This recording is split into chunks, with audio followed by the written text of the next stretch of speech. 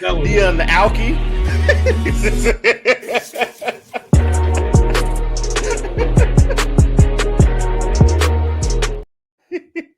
Ladies and gentlemen, welcome to another edition of the Kayfabe Podcast. We are the greatest trio on the internet, the sweetest oos, your councilman, and then the drunk Alky down there, the phenomenal. See, now it's out. See, it's out there now. Cat out the bag, D. I understand this. You've picked that can up several times in the last 2 episodes. No one puts a regular can in those. It's always beer. What? No, it's a koozie. We collect koozies around here. Anytime you see that, you immediately go, there's beer in that koozie. See, mine isn't covered. I'm just covering the label because, you know. So we don't know. She could be drinking sparkling water because, you know, she rich. She could be drinking ginger ale, or she could be drinking a Fanta for all we know. Yeah, no, I'm not putting a Fanta in a koozie. Like that just gets exactly. get warm. It's just gonna get warm. Exactly the point. Exactly the point. Put a soda in a koozie. Yeah, you put a drink in a koozie. So wait, so you were saying the first time you, well, I don't even know if I should say when the first time I had a drink was now. But when I was 21, I was legal. I was definitely not, and it was New Year's Eve, and my aunt gave me a little sip of champagne, like a little glass of champagne, and but after that, 16, 17, wine coolers and a little bit here and there, and with my parents, you know, my guardian parents being responsible. What's the drink of choice now? Like now, honey goes out, night on the town. What's the drink of choice? With Pachu or with the girls? Because it's 2 different things. Honey, we weren't talking about with a group. We meant you. What is you? Because it depends on the mood. That's why I'm asking. How many episodes of this have we done? I should have known better. I should have made that. I should have known better. I'll keep it simple. You know, honey got boundary issues. She just started throwing it at people. Now, do you mean when I was at you with the girls, or when I'm with my dad, or with my parents, or with myself? You're talking about when I'm with myself, basically. Just a night out. Your go-to, like, man, I could really use a drink. Let me get a blank. Okay.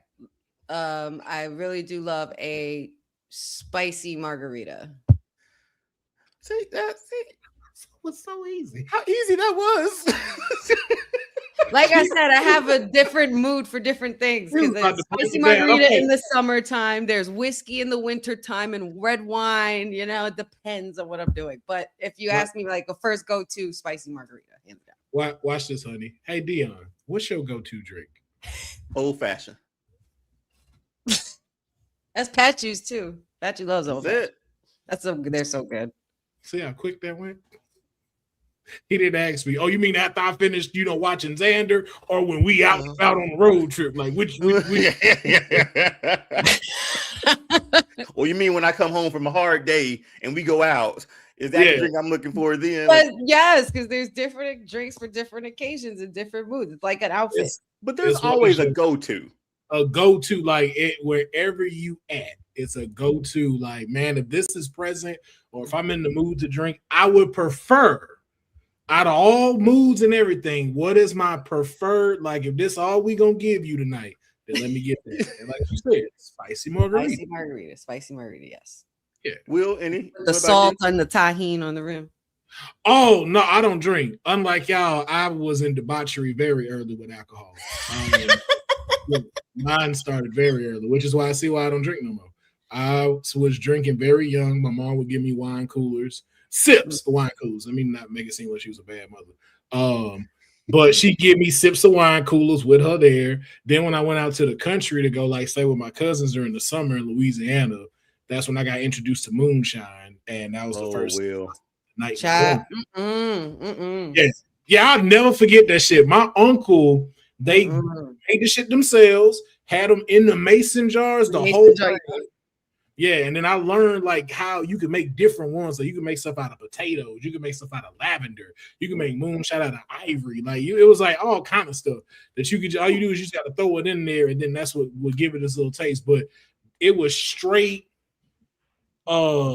corn moonshine, like that. The good stuff. And he didn't instruct me on what to do. And so he was just like, hey, man, you want a little hair on your chest. There you go. And so I was just like, okay, cool, man. I'm like, and he was like, I don't be no little, hey, came up here to the man's porch. Don't be acting like a little boy. I was like, I was still very much an asshole when I was younger. I've very much matured and chilled out as I got older. Younger me, though, it was like Kid Boo, Chucky, and then Bobby's World all in one mixture. Y'all can figure that out for yourself. Bobby's World. And Bobby so that damn tricycle. I love that. He's a big tyke. And Dennis the Menace. That didn't throw a little Dennis the Menace in there. But so I had heard this, and now I feel challenged. So I'm like, oh no. All right, man. You didn't throw it back, did you? Please don't. You didn't. No, Will. But exactly what you just did with that water bottle. You did not do that. Will. You. That shit started burning through my nose, and so like the first gulp I had, and I was like, then that second one just kind of sitting there, so I drunk it, and they looking at me like, hey, yo, hey, no, hey, that ain't. You know what? You're gonna find out. Yeah, you're gonna find out the hard way. I only tried moonshine once, and this was how I tried it. I opened the jar, I went like this, and that's it. That's all I need. I was like, Will grew chest hair and a mustache that night, man. He was like, came back a Hungarian. Because you're just supposed to take the top off, sip a little, just a sip, and then you put the lid back on, and you sit it back down. Literally, and that was the first time I spent the night in the cornfield. Boy, Children of Corn scarred me for life. Hey, why you think I was so scared when I woke up? I was like, it was daytime, so I should be safe. Because I had no idea where I was. Because like when I say I was off in the cornfield, like, nah, man. Do you go left, right, forward, or backwards? Like, I don't know where the journey, man. It's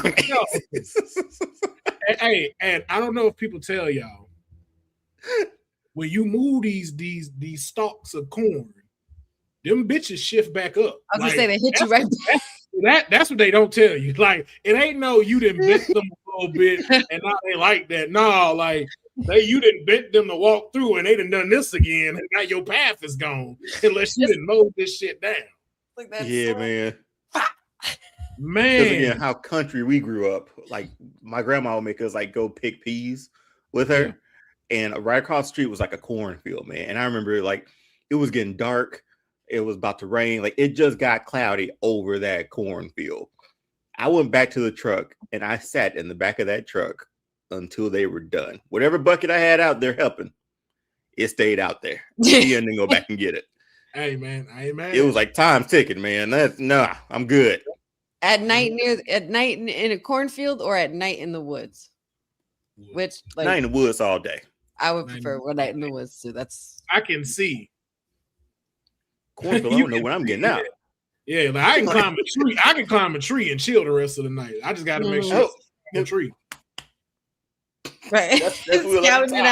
Scouting out the perimeter. Yeah, mountain lion. We catch eyes. Captain Charisma. Yeah, real Captain Charisma. See a bear start doing the overstrut. Like you gotta look at it its eye. You gotta show dominance. Hilarious. Hell yeah. And then I went the wrong way in the cornfield. So I wound it up like on the not freeway, but freeway, which is just two streets. Just two lanes. And I was like, damn, I would go the wrong way. So I had to walk like 15 minutes back around the whole cornfield. Yeah, well, at least you were around it. At least you walked around it. You went back. Could take a shortcut, cut through it. Yeah, no, I was like, you know what? Wherever I'm at, I'm just finna figure it out. And again, this is before cell phones. There ain't no like, yo, let me call my cousins, tell them where I'm at. No, this is go for what you know. This is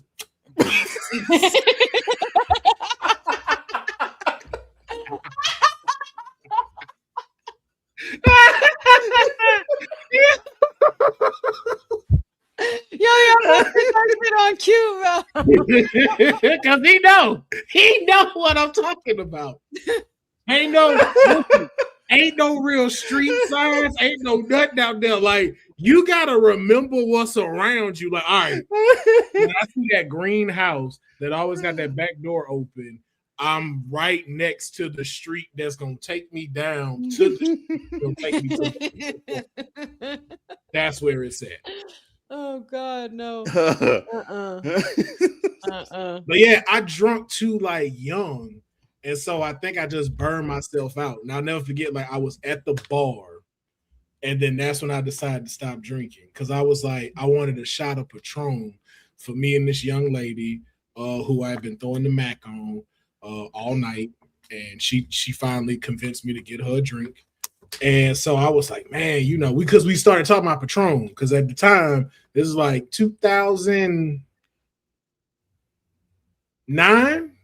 It was a Patron years. Yeah, it was a Patron. This is a Patron Nouveau T-Pain. Oh, Nouveau. Yeah, we around that time. We still doing Incredible Hulks like dumbasses. Hypnotic and Hennessy. Yo, first of all, whatever devil heathen came up with that, made up that shit was dangerous, bro. You are not gonna be up there with us when it's time to meet the mayor. Because I don't know. Yo, I remember having them, and I was like, "Nah, I'm good." But Incredible Hulk, man.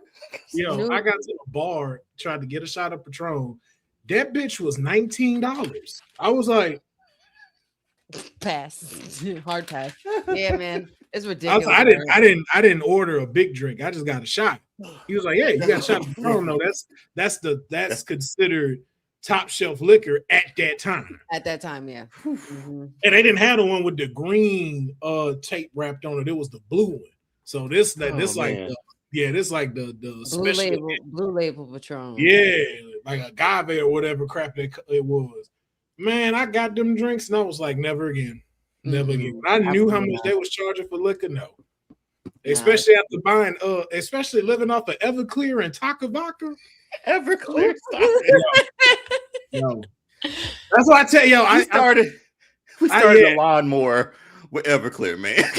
We drove home off a bottle of Everclear, like out of gas. We ain't got that far to go though, but it's like far enough to where you don't want to push it.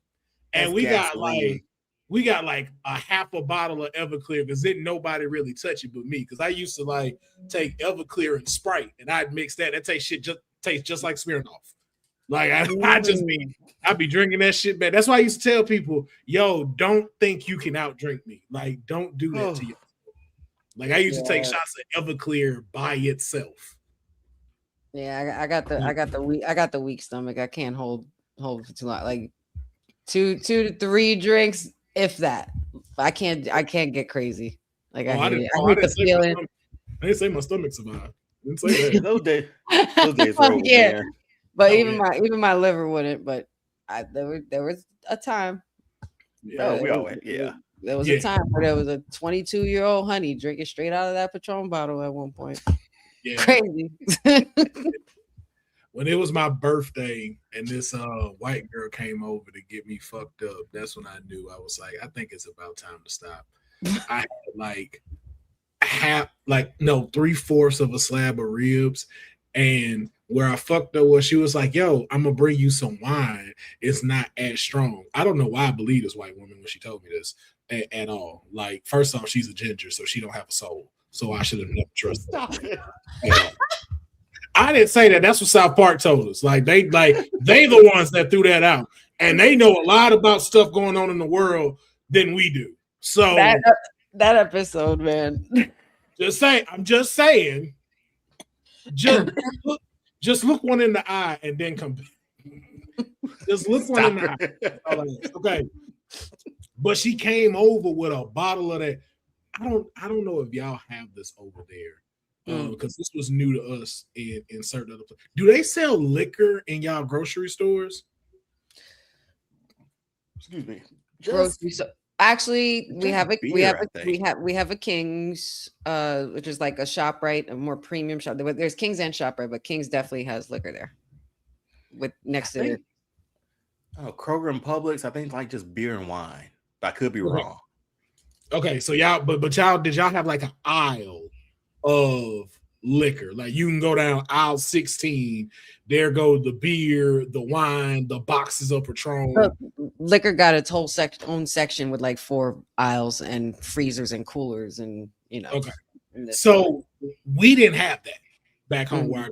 we didn't have that. So that was new to me. So do y'all remember like the wines that came in them big ass jugs where the handle was like this small at the top and the rest of that shit was just glass? And it was like a jug. Yeah. Okay. She brought that to me and had me chugging that shit. Oh, that's not good. Yeah. I passed out in my living room and threw up. Sorry, go ahead. I was so tired and was so fucked up that I didn't even get up to throw up. I just stayed laying down and that shit just shot out. And I went to sleep and it was just right there. I was like, I get that in the morning. Don't just. Oh my God. Nah, man. Like, yeah, I will stick to my lovely ganja. As I got older, that's what I did too. I was just like, I'm good with the green. Yep. Clearly. A little bourbon for me now. That's bourbon and wine. I'll still have my spicy margarita in the summertime, and then, or if it's at nighttime, espresso martini. I like fun drinks now. Like if I had, like, I don't drink very often, but when I do, I'm like, let it be fun. I don't like the taste of alcohol. Like, give me something where it's like, man, a cocktail, some flavors, a cocktail. Yeah. Flavor. I do like an old fashioned. Yeah. I was like, give me a little craft. Cindy, I actually have had absinthe, but that is for another episode. I have actually had the green fairy, as they call it. I say I've had that. Yeah. Because you'd remember if you had it. You remember if you had. I didn't. That room gonna look just like that without the light. I promise you. You ain't gonna need the light for that one. Wow.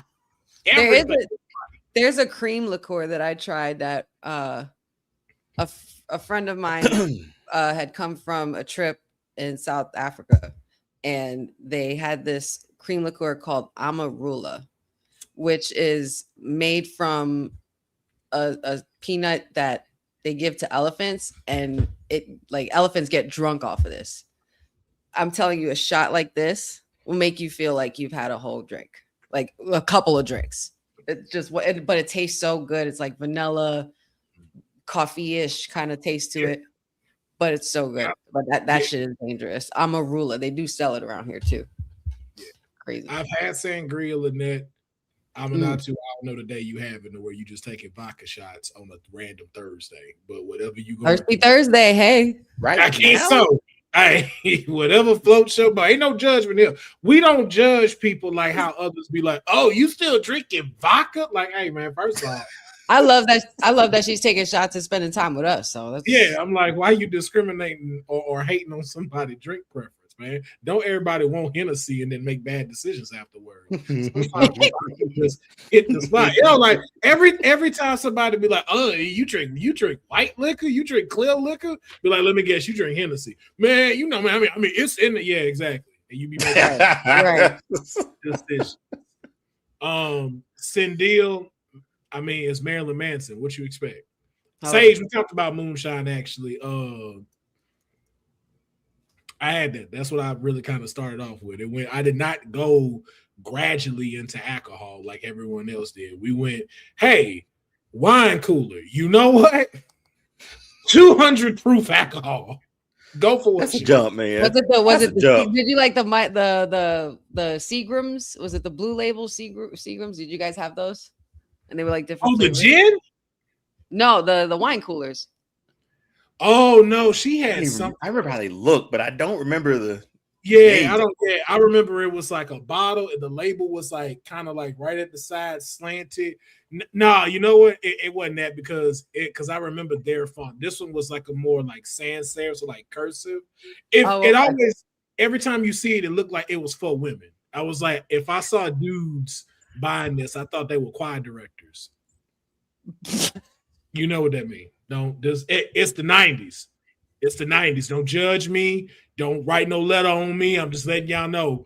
That's what my aunt told me. If you there's certain drinks you wasn't supposed to have as a man. As you get older, though, you be like, yo, man, my aunt also dealt with a guy that was never around. I didn't meet my aunt husband until I was 21 years old.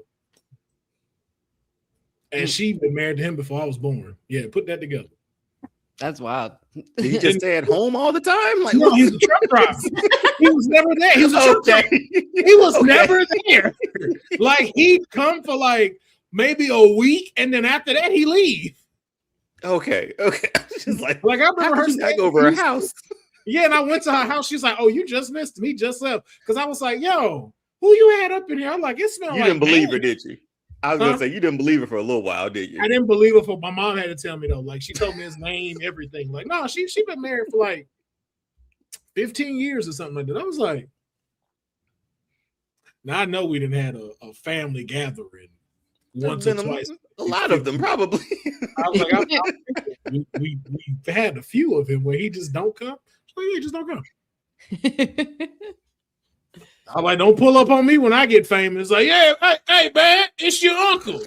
You know, I'm married to you, ain't Faye. I'm like, fuck you and fuck her. She owe me $1,700. Fuck that. Okay. Anyway, this is not a life podcast, which would be funny if we did do a life podcast. Just man, that's let's get into wrestling. We're talking wrestling. We got a lot to talk about, man. We got the recap of Saturday night's main event. We got to go through Monday Night Raw, SmackDown, and NXT. And then we will also be doing our predictions for Clash in Italy. That is happening this weekend, Sunday, 11 a.m. on the West Coast, 2 o'clock on the East Coast. And we also got to talk about Noches Los Grandes. I have no idea what's happening there. Honey wrote that down, so hopefully she got more info on this topic. Because what's the mask? The mask versus mask y'all been waiting for? There has to be more than just that match. Well, yeah, I know, but that's the highlight of the main event. Come on, man. It could just be that match. That's what I was like. It really could. That's what I really thought. I was like, is it just this match? And they just getting everything covered? Because I only found like 2 other matches. Yeah, like it's still in an Undertaker keeping it light down there, man. Yeah, so I was like, I'm gonna let Honey take over that part when we get there. And then of course we are going back to the Unreal. We're going back to the creators room with Kayfabe Unreal. But we're gonna keep that a surprise, so you tune in to the entire episode. But make sure if you are watching this, we need you to be supportive. And by supportive, we mean we need you to do a few things. One, wherever you're watching this, like this video. There's a little thumbs up button. We need you to like that video. Please, if you're on WWT, if you're on Arcade Tokens, or if you are on the Will Pharaoh YouTube page, give that a good old thumbs up. After that, make sure you are following WWT, you are following Will Pharaoh, and you are following Arcade Tokens on YouTube and Twitch. And then as well, go follow Wrestling with Honey and All-Star Fandom's YouTube and social media pages. We're going to start getting like a little bot, like with all of that information on there to just throw in there. Well, no, because if you put it like a little thing in the comment, it'll actually make the thing live and they can click on the link and take them directly to it instead of trying to go type. Yeah. On live OBS streams, they got stuff that'll do all that automatically. But we'll talk about that later. First, we want to get into Saturday night main event. Do we? I didn't watch it. I'm gonna be honest with you. I pulled Deonne. Yo, like I so what do you mean you pulled the Deonne?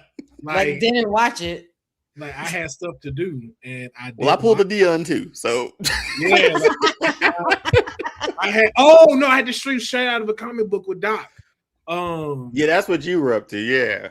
But what was funny was the guest was like, well, we could push it earlier because I know Saturday night main event is Saturday. And I was like, no, that's fine.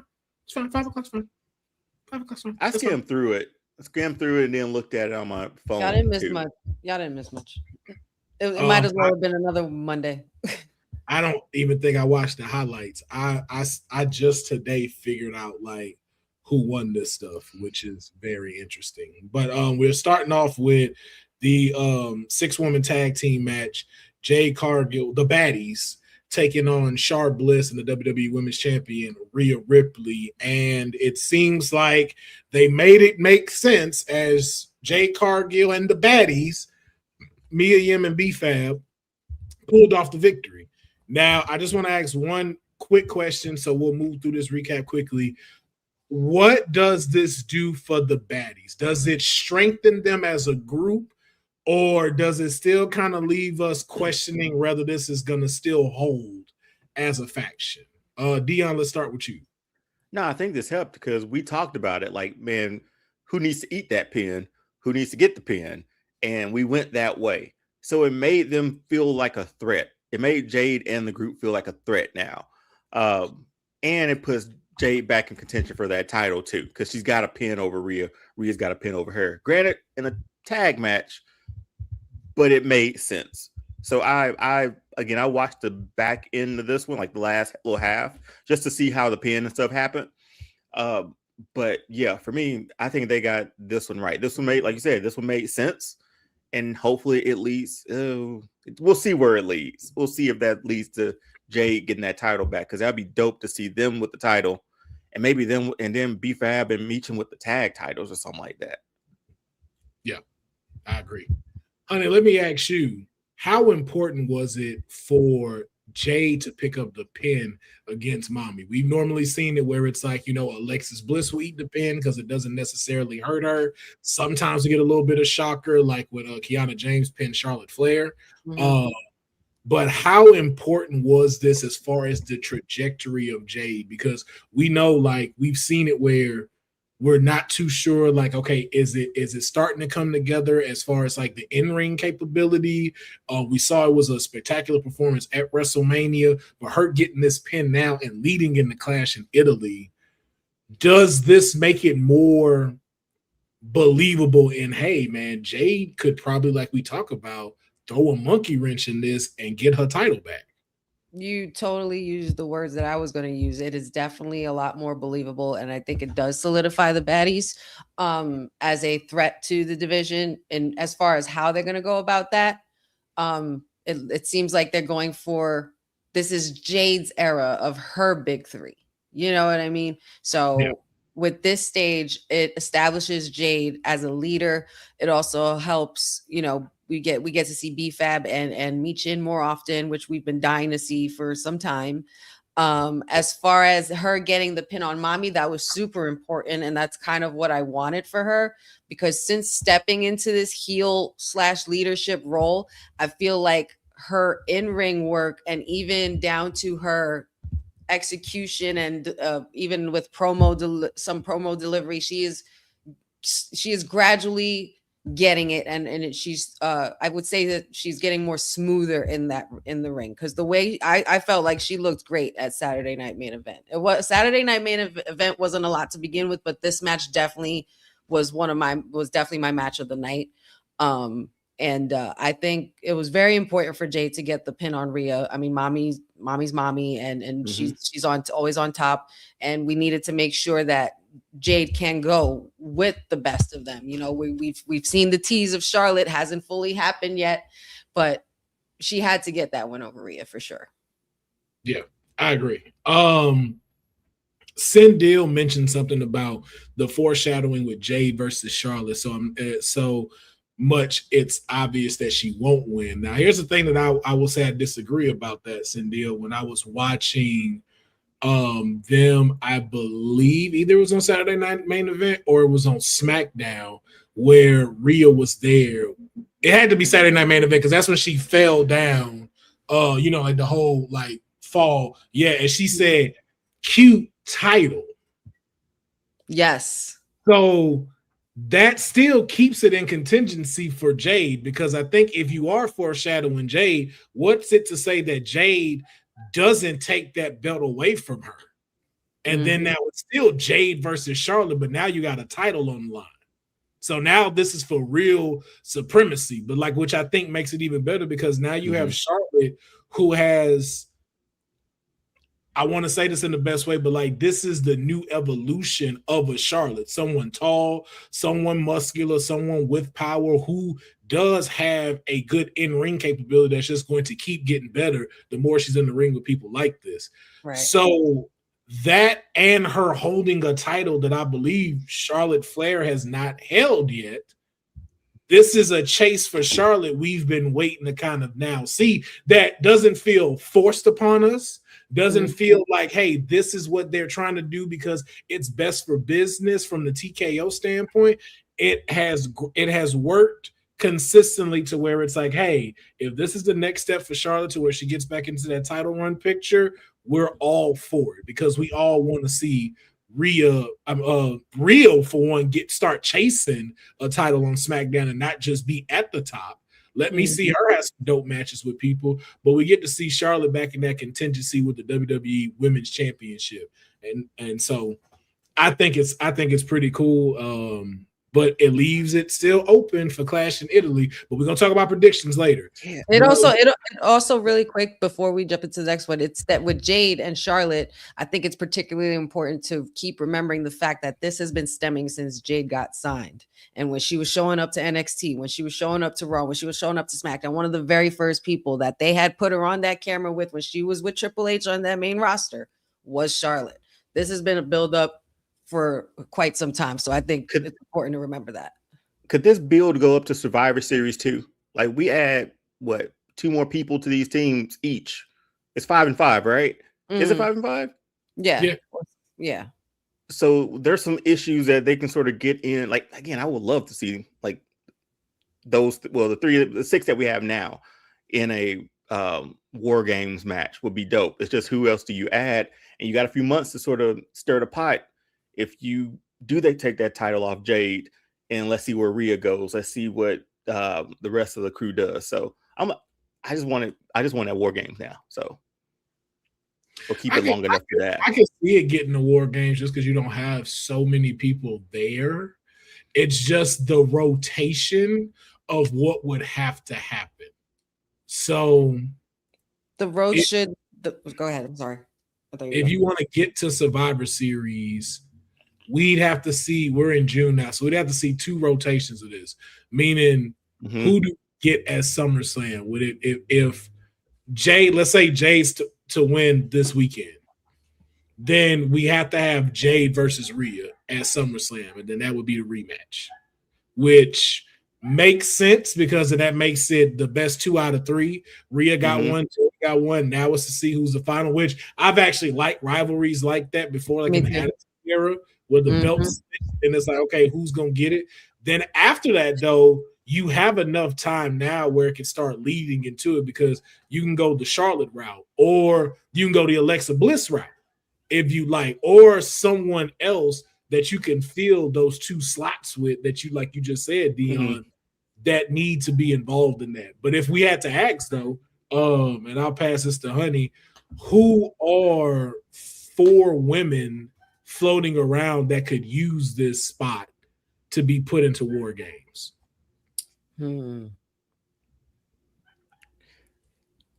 I mean, I don't want to say like obvious names. I'm trying to think of people we don't see often in War Games. Well, no, don't think of that. Think of what makes sense for the storyline that was just put out to you. Oh, okay. So with Jade and 4 other girls, you mean? Just the whole thing in general. So it's like, if we're thinking from Jade's side, who would get with the baddies, but also from the side with Charlotte and Alexa, like I'm sure the baddies are going to start, running roughshod on a couple of other people. So who are those 2 people that also are now getting into this baddies vortex where Rhea, Charlotte, and Alexa are like, hey, we need to end this at War Games and take them down? Dare I say Fatal Influence? I was thinking 2 of them. Because JC Jane has been doing her best to stay out of Jade's way. She's like, I don't want the smoke, but she's picking on everybody else. So maybe JC Jane will want to appeal to Jade's better nature to help with the situation, being that they have the same enemies in common. But you also can't trust JC. Yeah. But I feel like Fatal Influence would be good for that. I'm probably taking Nia and Lash to put in there with them. And then I know we might not like this, but if they still got those tag team titles, just put Brie and Paige in that match too. I like it all sells, right? Yo, you just sold it. Look, Please break it down and say the official card for us, Deonne. So it is made official on Kayfabe. So if that happens, you said it first. We're gonna be like, we'll see. Okay, so it's gonna be Jade and the Baddies, those B-Fab and Mishan, and Lash and Naya. Hell of a team, too, by the way. Bougie bullies and the baddies, like baddie bougie bullies. And on the other side, you got Charlotte, Rhea, Alexa. Put Brie in there, and you put Paige in there. That's your 5-on-5 for War Games, for the women's War Games. That's nasty. That's fun. That's a lot of fun. I'd watch it. Are they calling them Scream Mode? Is that no? I'm not. No. I'm not. No. Ever since they said it, I can't not hear it in Bree's Scream Mode. Is that what it says? Yeah. Does it really say that? No, it don't. But it's probably now that we've done it, it's probably going to say that. Yeah, the way that was going to piss me off, the way that's got to be the word. Like that's I don't know. I don't know worst. if that pisses me off more, or the fact that they took out ego. I had that as a topic.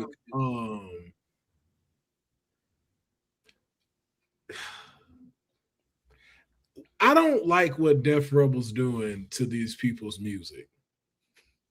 He's remixing, man. Like once you is that what you call it? But you remixing all of the good parts out of it. Like first, like not even first, like just what we just talked about. The one part all of us like is the ego part, and you took it out. Man, I said it so loud, and then I was like, they didn't say it. Because I was like, what the fuck is going on here? Because every time I just think about this part, I'm like, yeah. And then it went killer with a smile. I'm like, wait. They even got rid of that. I was like, get the fuck out of here. I was like, are they playing this on the Walkman and it is skip? Like, wait a minute. The aux cord came loose or something. Yeah, then I saw on the socials everybody talking about it, and it's like this isn't the first time he's done that, and it's like it's these little extras that you feel like you got to do to make it yours that don't work. Like Alexa Bliss's music takes too long to start for the beat to drop now because it's that dunna dunna dunna dunna, and it goes way too long. It's like where's the like we have a cadence of when that's supposed to hit. And you didn't took it out. Then the same thing with Oba. My client's interest is way too long.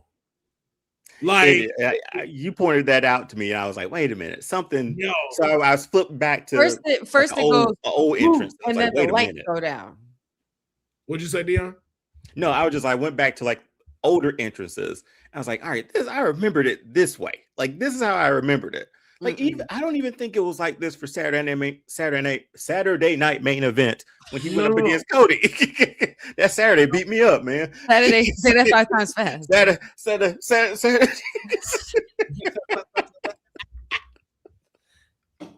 They got to reset. Saturday night. Like Jimmy in South Park. Yeah, man, same thing. Julia's like takes 5 years to start. You switched out Stephanie Vickers' music, and it's like it's not as fire as the last one was. Like it's Ruka's music now too. Yeah, it's like Soul Ruka's. Well, we knew Soul Ruka's was changing. I didn't like that at all. I didn't like that at all. The Usos thing is not great. Shit, the only one like it's just. You don't have to touch things that work. You don't. Like all of this is working right now. Like we didn't got used to these people of what's coming out. It's like, no, I just gotta tweak it a little bit. Okay. Please stop. But can I say this too? And I thought about this the other day when my Spotify was on shuffle and a lot of WWE music comes up in my Spotify shuffle. We were the generation of buying the CDs, the volumes, like the wrestling music means so much. I think that's why we like when we're in the crowds now, we sing it. Like, I think that's why that generation sings it now. We grew up listening to those. We bought the albums, volume 4, volume 6, whatever. And when something like that changes from a presentation standpoint of a wrestler you like, it's gonna stand out. And then it's gonna be like, wait, you killed whatever. If taking ego out makes no sense at all. It's also a missed opportunity to get the crowd to engage on that part. If they hear it, the crowd is gonna want to say the ego, like echo through the whole freaking arena. You guys are messing with this guy's money, literally. Yeah, man. Like, can you just differ? Can you stop? Like, can you stop? And Lynette, that's for now. Paige Music the same for now, and that's just because she in a group. What's to say her stuff don't change? At least if you're gonna do stuff like that, like, because remember the way, all right, y'all, like, for those who know, you guys remember the way Lita's original theme song was, and there was different evolutions of that theme song until the Love Energy Passion Fury one came out with the Forcible Entry album, and that was the one that stuck. But it's still a root. It's still leads back to the first one. Like, it leads back to the roots of the same kind of rhythm, the melody. It just evolved without changing it. Hers goes with her character, just like Seth Rollins. Like, it changed with the way the character progressed. Yes. Like, nothing has changed about these people except they are now on a new brand. Like, they just started. And you're already taking away what magic we had with them. Like, hearing them do the who, like, it was all like I've watched those intros so many times for Oba when he went up, like the Saturday Night Main Event one, the Royal Rumble one, even when they messed up his WrestleMania one. Like, there's a certain way that it was just like, yo, like when you heard it at Saturday Night Main Event, it gave you chills that an arena that big knew what to do.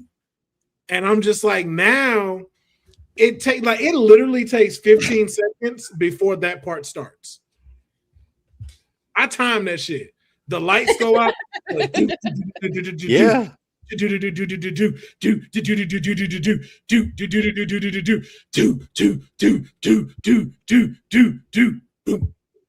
Yeah. And this long ass pause are like, for what? So you're not gonna dun. And I'm like, oh my God, like, what did you do to my client entrance? It's like, not everything needs a cue. We know who's coming out. Sometimes as soon as you hear the first note, Stone Cold, glass break. You didn't need like, just leave it alone. I mean, and that's what we grew up with, man. Those first what? It's like swiping on social media, right? You got 3 seconds, man. And that was the entrance music how it used to be. Now it either takes too long or they switch it. I was really disappointed with Soul Rukas, man. Like, I was really disappointed with that one. I loved her theme music. Yeah, man. I hated that it declined. Like, you think they'll get it back? You think? I mean, if people keep complaining about it, yeah. If people complain about it, but I think too, it's up to the superstar to do something about it. Bro, I promise y'all, I'm gonna curse. I was like, did you get a dog? Or I'm like, honey, wait a minute. Oh, this is in another apartment across from me. And like, that dog don't shut up. And dog like, I'm has separation anxiety. I think this is happening. Like, and she keep the window open. So it do that all day. Like, I'm really like, I didn't try my hardest to not complain. Can I pet that dog? No, I don't want to pet the dog. I want to shoot it with a BB gun. That's what I want to do. I want to take it back like how my uncles did. Like, I'm gonna shut the dog up, let it keep barking. Pumping the baby. Yo, he know. Hey, listen. I'm trying to change, y'all. I'm trying to change. I'm trying to be an adult in 2026. So I'm not condoning that. I ain't saying what I just said was right, because it ain't. I'm just telling you how I feel right now. I'm not judging, man. They got something like, yo, you can't do that to a precious dog. I'm like, listen, y'all ain't got to hit it at 2 a.m. And she think that shit cute.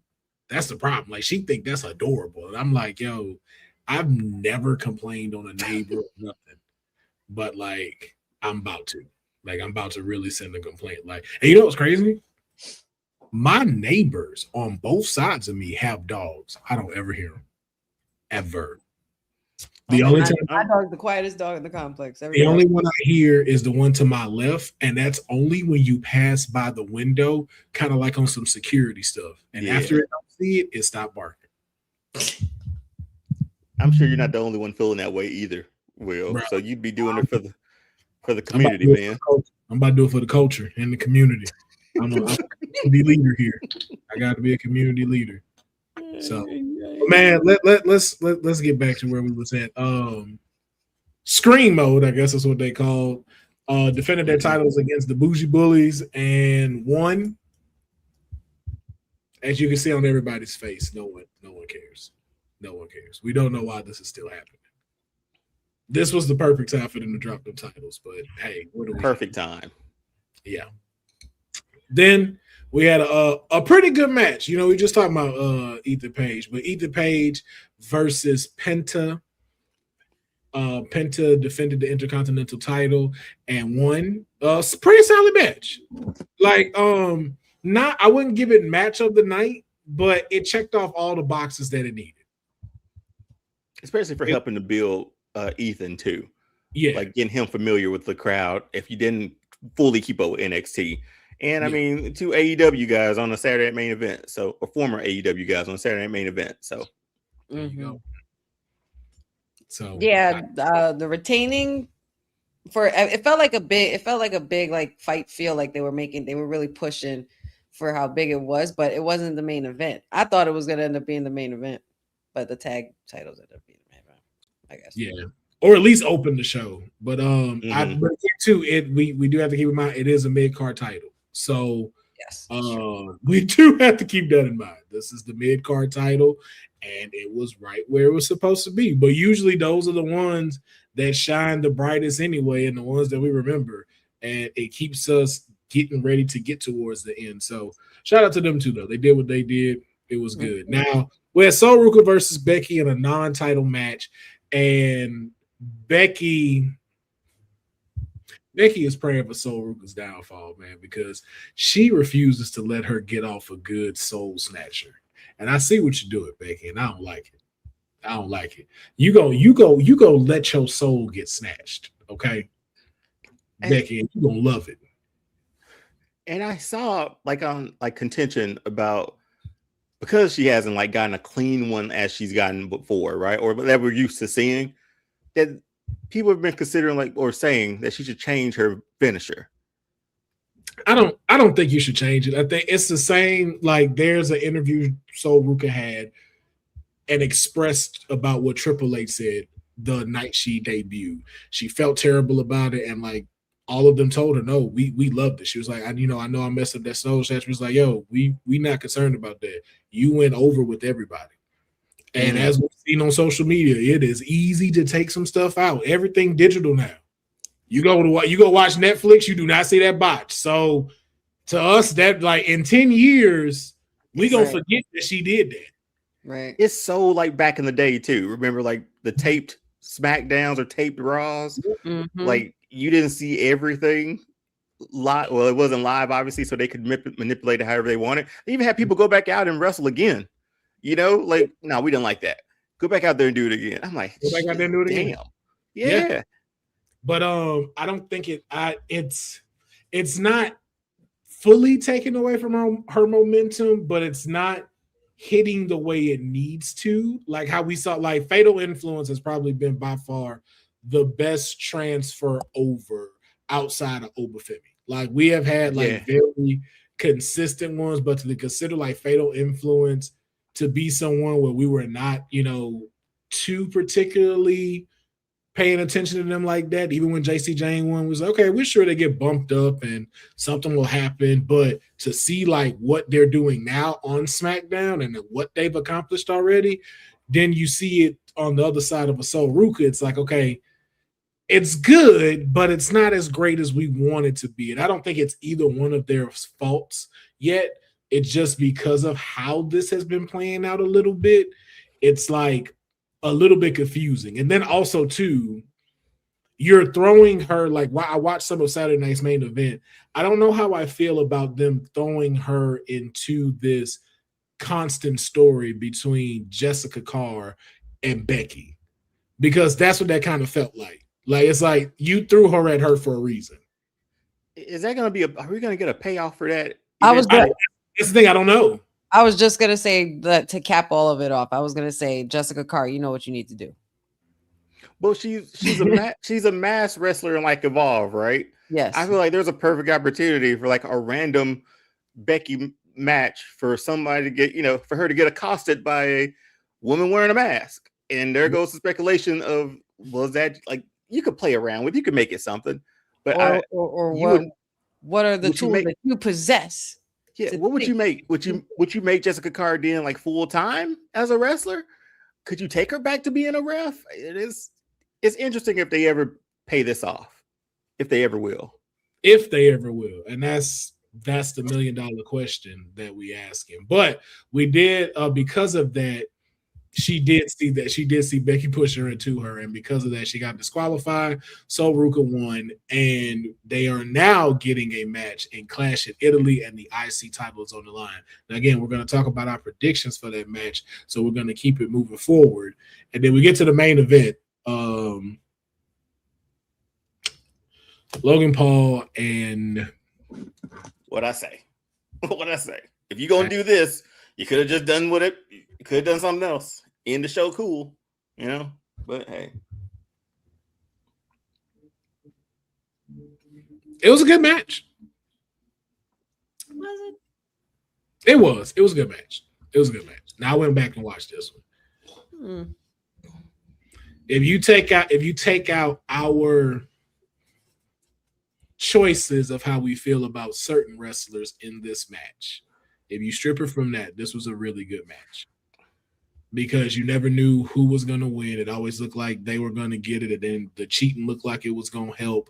But the vision played perfectly into being what the vision is supposed to be for at least a night. And then something happened, which we'll cover later on in the show. But think storyline wise, this did what it was supposed to do, except to the end for a lot of us. Yeah. Agreed. I mean, yeah. And then it leads us into Monday, though, which we're going to talk about. Let's get into Monday Night Raw because we do address that as well. But first, we address that the King of the Ring tournament is going to begin next week. It is in good old Turin, Italy, and it will have a special start time of 11 a.m. Pacific Standard and 2 p.m. Eastern Standard. You want to just go? You just want to go woo and be done?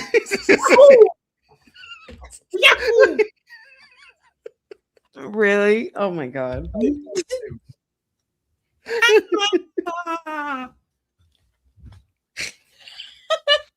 Watch a match be sponsored by Mario Galaxy or something. You're welcome. Yep. If it happens, you're welcome. Y'all know what y'all where y'all saw that at. All right, so let's go and pick who we.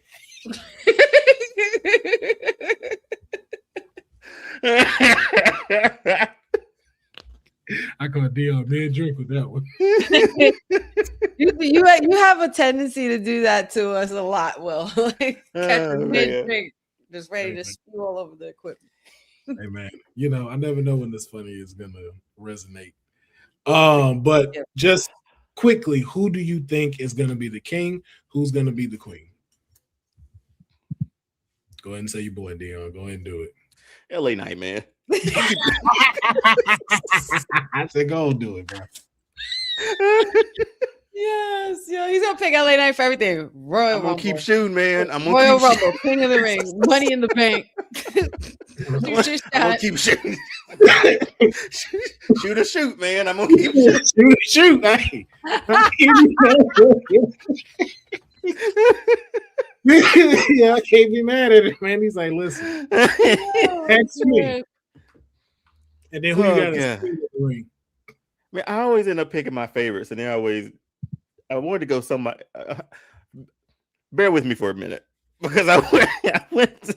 Oh shit! I wrote Bailey down as a winner, Not But mad at it. I also like Chelsea Green actually getting a shot through this avenue if they won't give her money in the bank. Queen Chelsea. You could run with that. She Hell could run with that. Even if she lost the title match, she could run with that.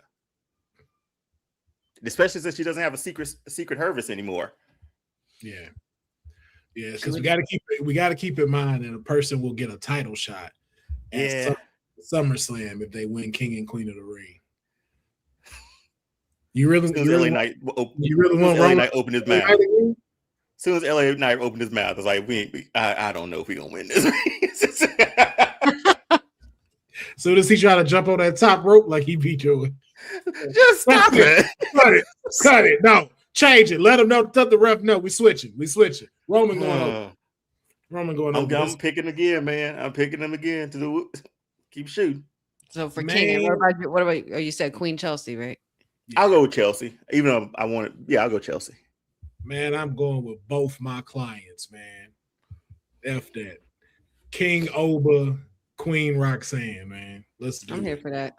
Let's do it, man. Because then it keep it lingering that she got to face Liv. There's a story there. That's a. Yeah, you're right. You're right.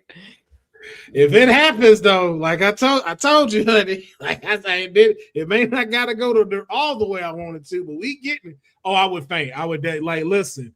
I would be unbearable after King and Queen of the Ring on the internet. Unbearable. I promise you. If you thought the shit I say about Bret Hart was something, I will bring up these victories like people bring up Harvard that attended Harvard. Everything be Harvard. Harvard this, Harvard that. Like they like built that into them. Be like, yo, man, hey, but you know what? Well, as someone who went to Harvard, I would love to accompany you to the grocery store. You just got H's everywhere. The Harvard H on everything. Yeah, what was that first part for? You could just say, yeah, I'll roll with you to the grocery store. That's all I asked you. Like clearly you're trying to insult my intelligence just because. No, it's literally like that's just how they're taught that. Like that is taught to them in college. Like most of them leave, they do that. Well, like as a Harvard, I find myself always looking to the bright side, be like, like as a Harvard man, I prefer these type of. There's a certain kind of eloquence with the way they, I guess eloquence and arrogance. How they say, See, but it don't work the other ways. You'd be like, as a hood nigga, I would enjoy. Pick your people, man. Pick your people. Who you got, Will? Oh, he said his your people, man. Oh no, he did. He said Oba and Roxanne. He did. Okay, bro. How do you pick? King of the Ring. I feel like it has to be. Come on, honey. We probably got a shot here if we both pick him. Oh. I'd rather pick it for Money in the Bank. I ain't gonna lie, dog. I ain't gonna lie, man. I'd rather pick it for What he said, we got a shot if we both pick him. What does that have to do with anything? The power. I mean, but you did get it right about Ethan and Penta. So hey, true. But I feel like a King of the Ring should go to somebody like that would literally eat that shit up, because I feel like we haven't gotten a good king gimmick in a long time. Gunther was not putting on that king crown and ran with that shit. Like he wasn't feeling the gimmick thing. But I feel like it should be something like give me like a king.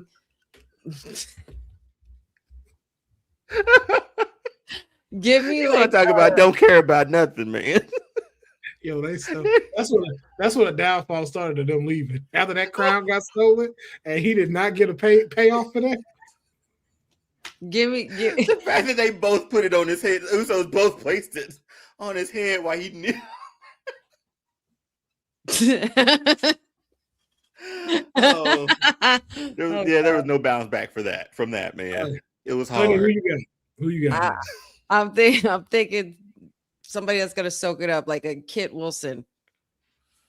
like a king. I don't know why it's randomly coming to me, or like I think it's gonna be something stupid like a Danhausen and Kinghausen. I don't know. Would they? We're in a TK. We're in a TKO era. Okay, so that's where my brain is going.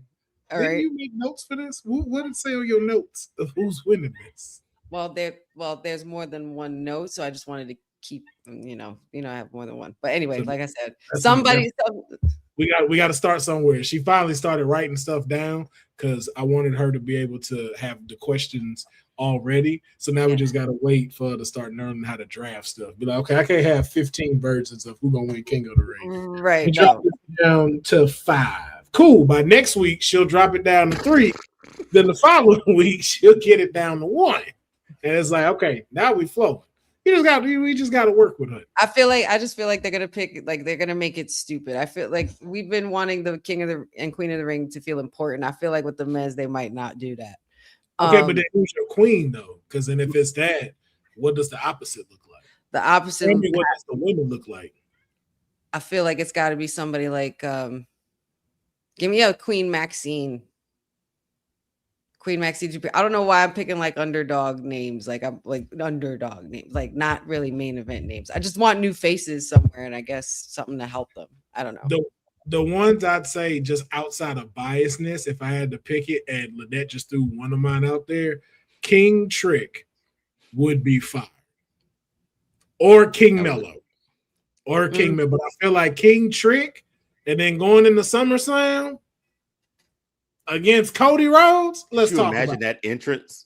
Let's talk about it. Come on now. An entrance befitting a king. Yeah, and then for Queen of the Ring, I could see Chelsea. Chelsea could run that to go from the Hervis to the Royal Court. There and it now is. She just needs loyal subjects now. Who would those be? Hey, and you know what that could be if she was to do it, but I don't know if she would. Blake Monroe, Chelsea Green, and if you bring and Kiana James, all in the same trio. Oh, that's a prissy group right there. You're not digging it, Deonne? No, I'm thinking about that because I know I like Blake Monroe, but she's mid card with the titles now anyway. So you still can save her for a main event run, and that'll keep her. Yeah, I like that, man. I like that a lot. And Chelsea with a group just works too. Like she plays off everybody so well, and you put people with her who will play off of her too. It'll be perfect. She's perfect at that. I just don't trust TKO to do what we like, so that's why I picked opposite of what we would like. Yeah, and if Trick wins King of the Ring, Booker could give him the crown. Yep. You know what I mean?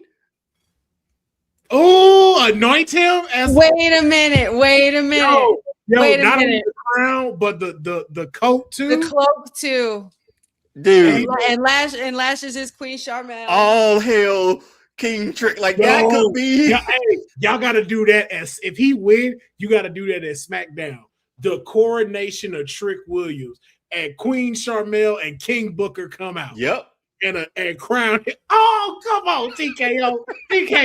Please make this happen. Please make this happen. We know we talk a lot of King shit. King of the Ring coronation. Please let this happen, man. The King of the Ring, Trick Williams coronation ceremony on SmackDown featuring King Booker and Queen Charmel. I think I think y'all should join me on my watch along if that happens. So we could go for the court. I'm not getting on 3-hour watch along with you. It's not 3 hours. It's not going to be 3 hours after tomorrow. After tomorrow, we're done with 3 hours. I don't believe your SmackDown. That might be for 2 weeks, and then we get an announcement. Hey, guess what? SmackDown's going back to 3. Do you know how much that shit's going to piss? Do you know how much that shit's going to piss me off? That's going to piss me off if they do that shit. We got to fill in that airtime. Back to 3, boys. Back to 3. It's back to 3, boys. Oh shit! Because it's on USA too. Be like, yeah, we ain't got nothing to show on Friday. Go ahead, let them get that 3rd hour. Oh shit, man! That because y'all keep flip flopping. That's the only reason why I say that, man. It's been so back and forth. It's been so they back. moved. Tell me about But it. we're going to find out what happens as the King and Queen of the Ring tournament begins. Now, I will say this also briefly that I wanted to know. 2 matches, one from the men, one from the women. 2 matches that you need to see happen in this tournament. For me, I'm going, just in case he doesn't win, Jay versus LA Knight. That still gives him that still gets that bloodline story or whatever LA Knight's doing with that. So that'll be one I want to see. Oh,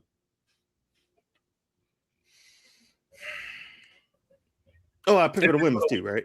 Yeah. Sorry. No, I know. It's where everybody else. It's where everybody else. Yeah, I know. Yeah. So, for the women's, yeah, man, I'm putting Bailey in anything, but I'll go with my 2 winners that I had picked, a Chelsea Bailey match, and we'll see that because I like both of them. I'm not mad at that. Not mad at that at all. Honey, who were your 2 picks? One for the men, one for the women. For a match, give me LA Knight and Dom for the King of the Ring match, and for the women's, Kiana James and Bailey. Oh, we just Bailey'd out, huh? We just Bailey'd out. Bailey was down in Mexico last week, man. Randomly, I said this because I don't know if it counts though. I was like, give me Alexa Bliss versus Tatum Paxley for the women. It'd be pretty cool to see some NXT stars like get to that's why you think they'll pull some up for this? I mean, they just brought some up. Yeah, but I mean, but again, too, like, who's to say King and Queen of the Ring doesn't extend to NXT? That's true. Yeah. Like, I think now we're getting at that point to where it doesn't hurt. Like, if you're involving them in Evolution, excuse me, in a Royal Rumble, yeah, you why know, not this? Yeah, at least 1 or 2. Like, I ain't saying they got to go to the finals or nothing like that, but I think like someone like a Tatum Paxley or like Lola Vice versus Bailey. Like, yeah, that would be really cool to see. And then for the men, I need Oba versus Ilya. Oof. I need Oba versus Ilya. I need someone. You think he'll be in it? You think Oba will be in it? Yeah.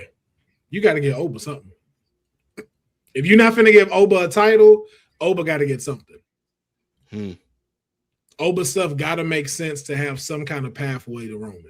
Ilya would be a nasty one for King of the Ring. I completely forgot about that. Him too, yeah. He'd be great. Like, this is around the time where, which is why when you said that with Danhausen and them, I was like, I get where you're coming from, but I was like, this is probably one of the best times that we've had, we have multiple candidates for King and Queen of the Ring.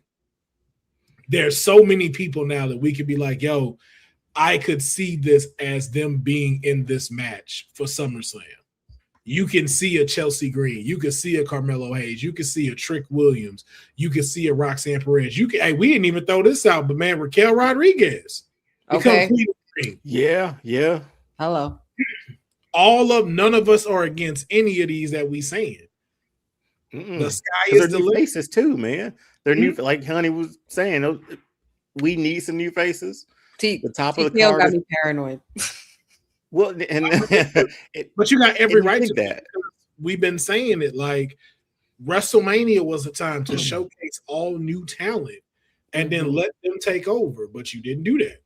So now it's still like the same thing. Like, we're still clamoring to this next generation of people, and even Roman called it out with like the people who are the future.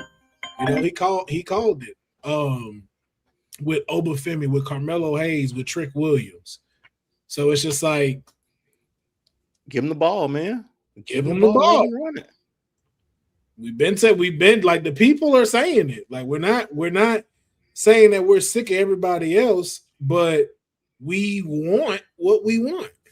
And like, I think we talked about it too. Just look at your last like WrestleManias and your last 4 maybe WrestleManias. And your last 4 SummerSlams, it's been essentially the same makeup every single time. And those guys are getting older too, man. Even there's like a Sasquatch picture of CM Punk in the gym looking swole though. Did y'all see that? Yeah. No. Yeah. Punk out here, man. Punk out here, Punk out here say, listen, man, I didn't heard y'all talking about my flabby stomach and my slow bop. I got something. They calling me old and shit. Hey man, listen, if it gets you he's gonna come back and the music's not even gonna be Cult of Personality. He's gonna come back to Kill Switch Engage and it's over for all of us. Hey, you know what? I ain't gonna lie. That'd be a great heel run. If he did heel, he need to come switches there. Yeah, I would love that. And the last time he's disappeared like this, he came back as a babyface. So I'm wondering, like, it's funny you mentioned that because I was gonna say that about Punk at some point if his name ever came up. That this could be like you said, it could be a perfect comeback to revamp and change it up and go full heel mode. Mm-hmm. Hopefully, yeah. But has he not got to? And I don't want to hold this up any longer, but just one last thing: has he reached a certain plateau as a legend in wrestling that we can't boo him? We ran into the same thing with Randy. Like we're not gonna boo Randy, man. You know what I mean? Nah. Because the thing is, like, he makes a good. So the thing is, you'll get a mixture of the stuff. It's really just how he play into everything. So that's really what matters. Like, Randy did a great job at it is because Randy never really attacks the audience like that. He don't insult them. He insults that he going after, and he just makes valid points. He's like Thanos. So it's just like, what, he kind of making a lot of sense. But he talking about punting somebody and giving them brain damage. Yeah, but when you deserve it, it's valid. It just seems like we don't know who. I don't know. I feel like sometimes we get to a point now where we want to heel and babyface, but you got people chanting like one more time to give a move to who possibly could be a babyface. Because I think they chanted during Oba's. I think they were chanting during Oba's F5s. I'm like, Oba's Oba. Y'all loved him. Y'all strutted it to his music just now. Hypocrites. Yeah. And now y'all saying one more time. Like I missed the days of being able to like vehemently boo somebody. You know what I mean? It reflects where the world is right now. The world is in chaos. Like people, it's in shambles. Like people know how to play it and like, okay, I don't need to root for this one and boo for this one. But I'm like, all right, bro. Like, hey, if it's happening, do it one more time. Do it one more time. We be seeing that when the bad guy get over with chair shots. One more time. One more time. Ain't you supposed to be we didn't used to. We are. One more time, please. But we didn't used to, though. Remember? Like, we didn't used to. When Triple H pulled out that sledgehammer, we booed because we had JR behind us, man. You know what I mean? Yeah, but you got to remember, man, people pent up. People are frustrated. People are struggling financially, mentally. Some people struggling physically. Like, we're not in the same places when we had a 99-cent menu and you knew how to cheer and how to boo. We're not there no more. We're in a world where it's like, yo, man, hey, yeah, do that again. I want to see it happen again. One more time. Hey, Spider-Man, do a backflip. That's essentially what we are. That's where we at. But that's the world we live in. So it's not the story. It's just like that's the world right now, unfortunately. Yeah. So, but we're gonna keep it pushing. Speaking of Oba said he's gonna kill Brock. Can't believe it. Can't believe he said it. Oba said he finna kill it. This time I'm fighting to kill the beast. So after you seeing this, I just want to know your thoughts. Are we going too fast with this, or they pacing this correctly? Man, because you got Italy, and you would think you still have Brock for SummerSlam in his his hometown, right? Yeah, but that's August. Yeah, it's early, man. Like, we still got June and July to get through. I don't know. I felt like it happened too quickly. I feel like since we got the King of the Ring back now, and since you said like you could put him in King of the Ring, bring Brock back for that. to attack him during his King of the Ring run, so he doesn't get his title match. And then you can jump to SummerSlam, and have that match there. But I felt like it's gonna be like a series sort of thing, man, like a best of 3, right? Best 2 out of 3, or best of rubber match would be the third one. Yeah. So that's a few months to get through. Brock's not on full-time schedule. If Oba loses, what does he just rampage for 2 months? Or 2 or 3 months until he can get Brock back at SummerSlam? That's what it seemed like. Because I don't think he's winning this one. I really don't. And I know we'll get down the line, but I don't think he is either. I think you have because there's no reason for you to come back, and then we know you going to SummerSlam. There's no reason for you to come back and then lose again. Right. Mm-hmm. So it's like it's gonna be where the rookie, gets beat by the legend. You know what I'm saying? Like the older person, something. He's gonna do something that's gonna mess up Oba's game, and that's how he's gonna get the pin. It's not gonna be clean. Like we know that. Like it's not gonna be no straight F5s and he didn't demolish Oba. It's none of that. It's finna be like, Paul Heyman gets involved or something happens like that, and then that's how Brock got to pick up the victory. But then you got the best 2 out of 3 where we finish this at SummerSlam. And again, it makes sense to sell this because I don't think you want to create a monster champion and mess this push up by just it being just that. Because, the more I thought about it when I saw it, I was like, this works better than what I thought it would be. I'm not mad at this because what made me a little bit more upset was that's all it took for Brock to leave and pass this home. And when he came back, I was like, there go that petty Saskatchewan nigga I know. There it is. Okay. I was like, that man just threw out the gear. He done. I was like, because he hurt. I was like, but we should have known that was bullshit. Nah. But the shop sold Brock Lesnar retirement merch, man. They sold t-shirts. But you got to remember, bro, that's because of us. And now, man, how far you got to go for the bit to sell it? And with social media now, man, it's like, you got to do stuff like this. Stuff got to happen like this now. Because we have to try to keep social media on their toes. Otherwise, they're going to figure this stuff out. Because look at fans on our toes, man. Yeah, none of us saw Brock coming back. None of us saw that coming. There wasn't nothing put up. There wasn't nothing on socials before Monday Night Raw aired. Everybody was shocked. Never seen Brock come out from under the ring either. Never. So that's how you know it's like this is something. An investment for sure. This is an investment.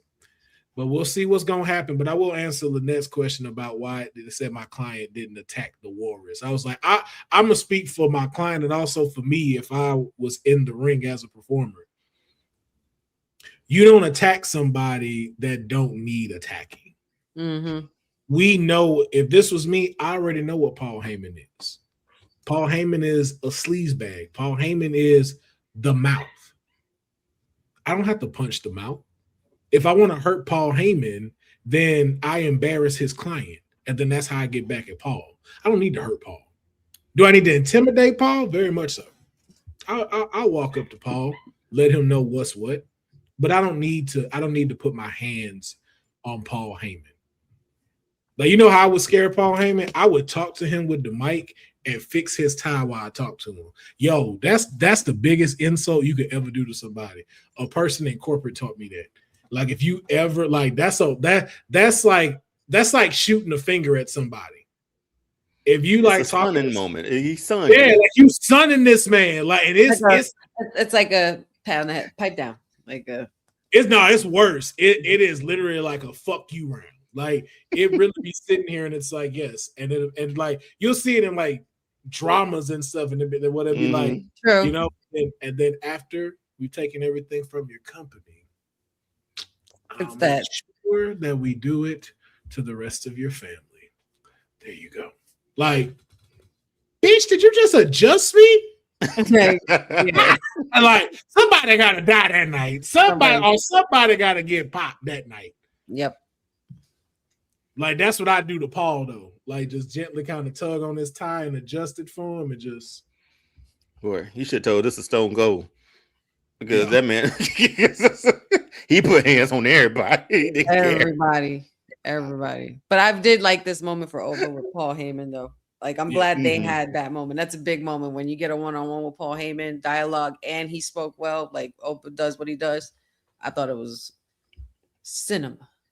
It's pure cinema. Just a little quick, a little quick chat. Yeah, we had Javon Evans taking Penta for the IC title. That was how Javon's night. Hear it. Yeah, we say more. But great match, a good showcase between the both of them. I think Penta is doing exactly what we expected him to do as the Intercontinental Champion, and that is putting on great matches, consistently defending the title, not in an open type of challenge either. Like, no disrespect to it or anything like that. I equate the open challenge with like the US title more than us just, hey, we're having a match next week and the IC title is on the line. Rather than this, we don't really have nobody who wants a shot. It's like, no, like, start letting us know who's in the division. And I like seeing Javon Evans in this division, and I would love to see them run this back because he is somebody that I think will get this title, if not in 2026, sometime in 2027. Then we also had y'all guy, LA Knight, be told by Jimmy Uso, stay out of bloodline business, Oos. I like that best, man. Give me that best, man. They just like that. They got nothing for the guy, huh? They really don't have nothing you do. You would. If they sold that vest, I'd buy it. I know you would buy it. We know you would. You get the Slim Jim one too. Yeah. I will say I want his shades. Shades are always dope, man. The vest is dope. I was like, hey, the vest work. But yeah, we had that occur. And then Austin Theory. Sorry, I don't know why that picture. Yeah, this looked like the poster to American History X2.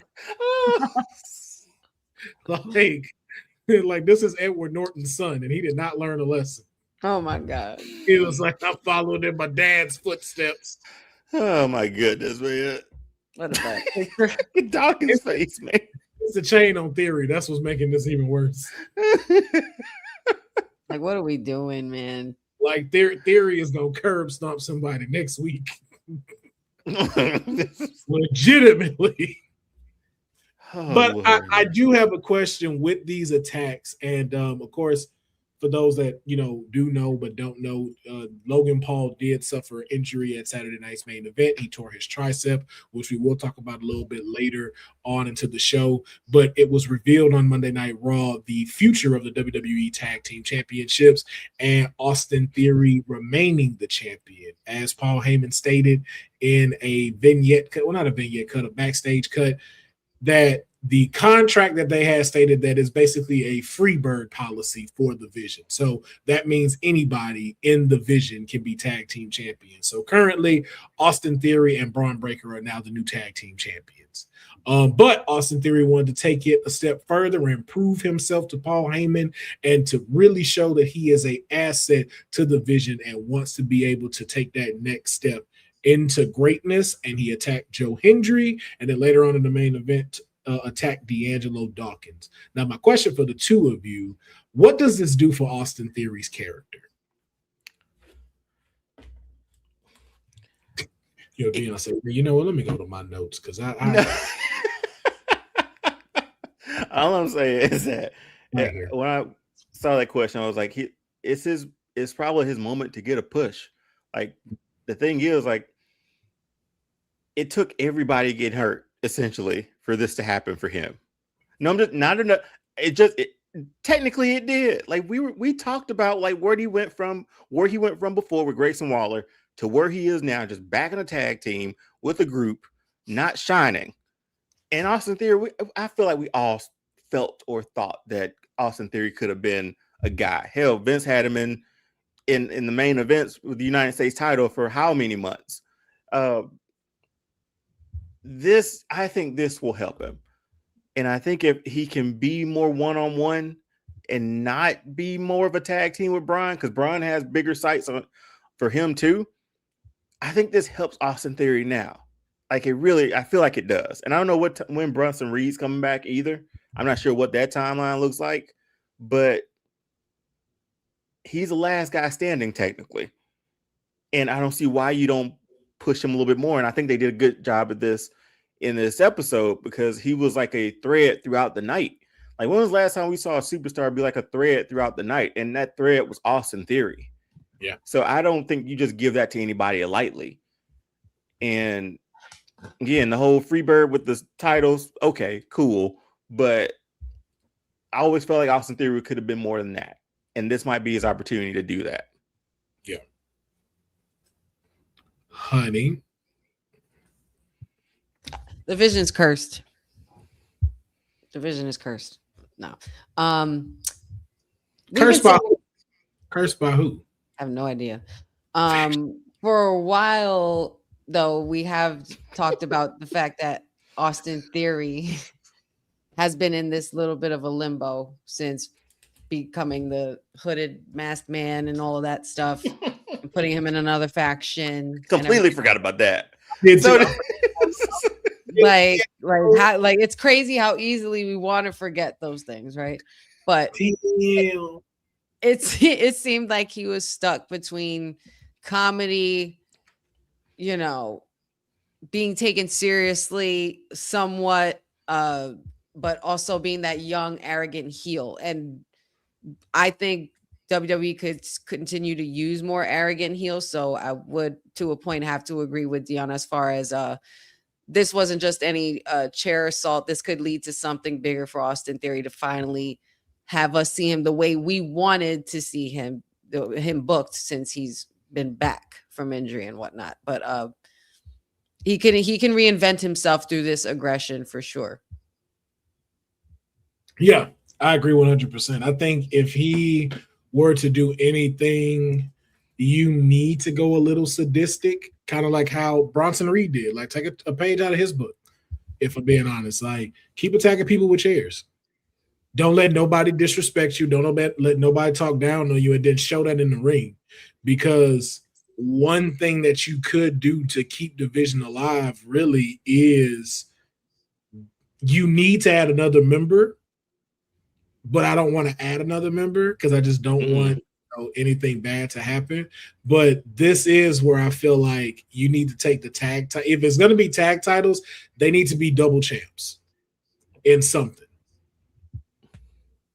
I can see Austin Theory's getting an IC title run and going at it against Penta. But you got to be able to allow him to, like, what is Austin going to be? Like, is Austin the hitman now? And you don't know, no pun, nothing like that. But it's like, is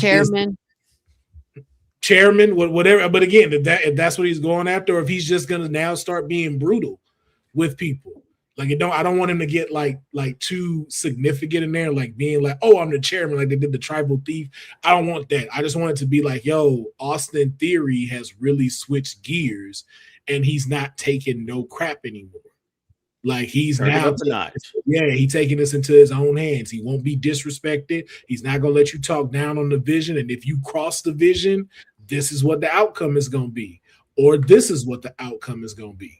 And I think you got two people that are great candidates to make a big benefit out of all of these. If you let Austin take on Joe Hendry and then you let Austin take on Angelo Dawkins, like that showcases Angelo now too in singles competition. Yeah. Like on Monday Night Raw. It also puts it also makes Austin Theory probably one of the most important members of the Vision, because this would be the second time he changes the trajectory of the Vision and the way it's viewed, but this would be in a more serious manner. So I think it would be cool for him, and to see guys like Angelo Dawkins go at singles competitor and everything like that. I feel it. I like it. I just hope, What man, with all of the switch ups and changes up with the Vision and the whole Seth and Braun thing happening too, eventually, right? And he's saying like Braun's the head of the snake.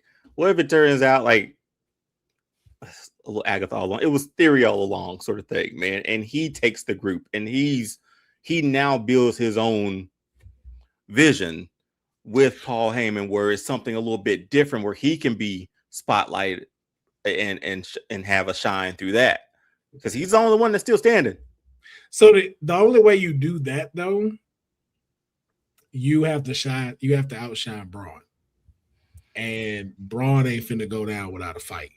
And it wouldn't even be him taking over a group. The biggest thing would be for him is to get Heyman, because that's what he was more insinuating, trying to do. Yeah. Get him being, because again, like when Brock leaves, like that's it. So it's like you don't have Brock here no more. So you do need to look into the new talent. And it's like, okay, which one of you gets Heyman? Breaker obviously is the obvious choice.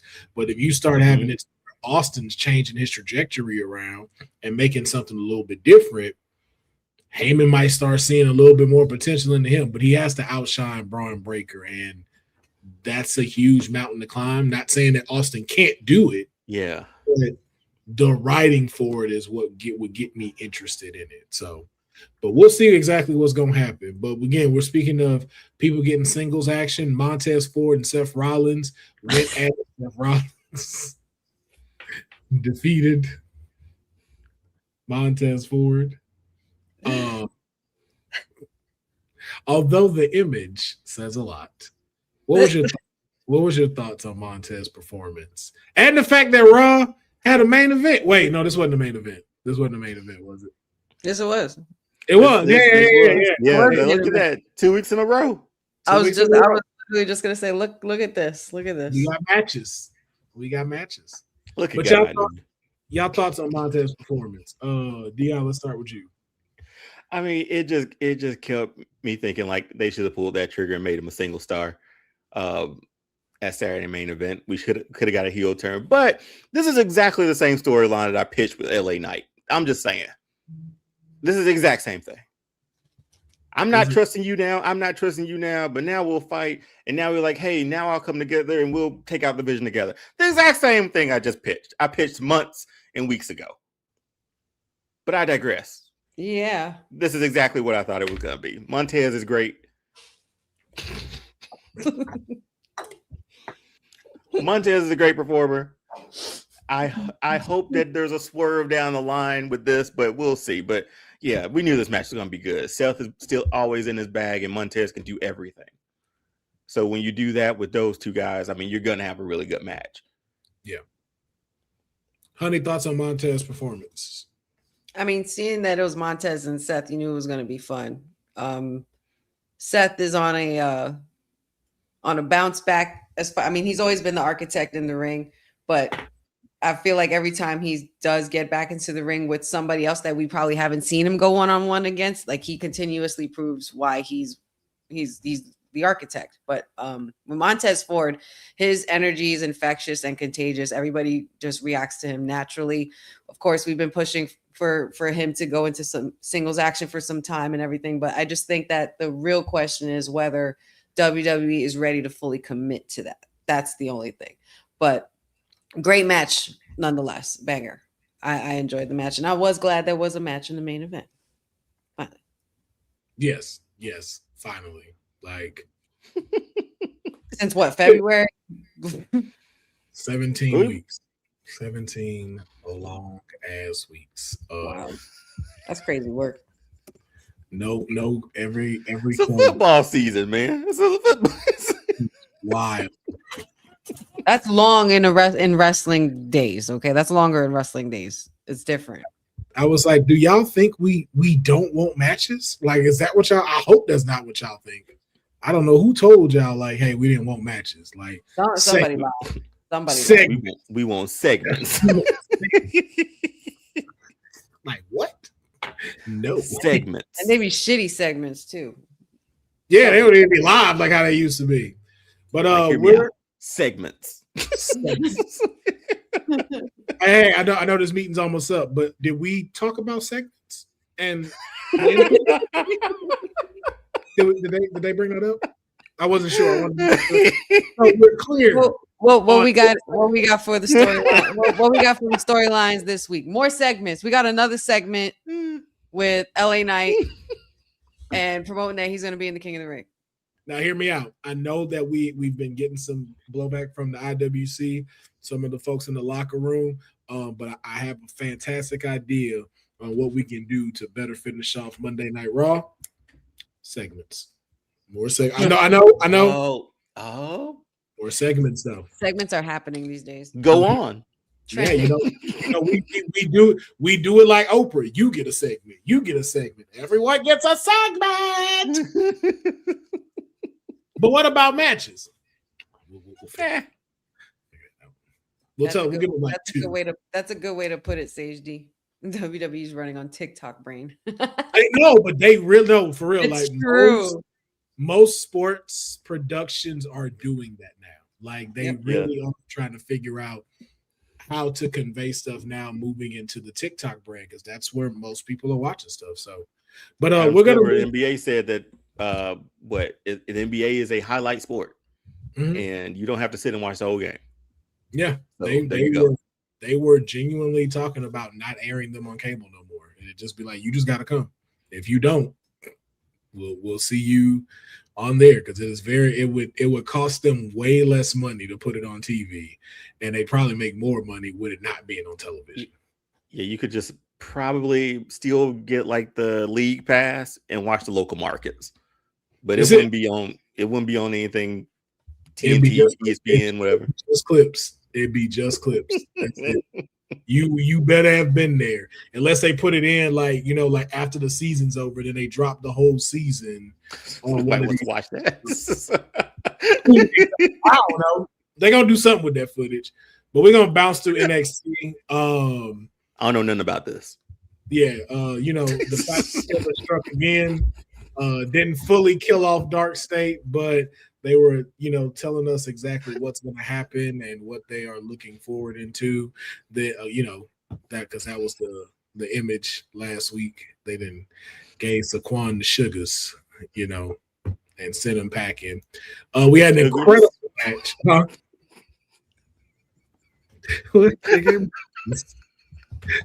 You see the candy down there. Candy all over the floor. They knocked the candy out of him like a pinata. Bust this man open. I was like, oh my God.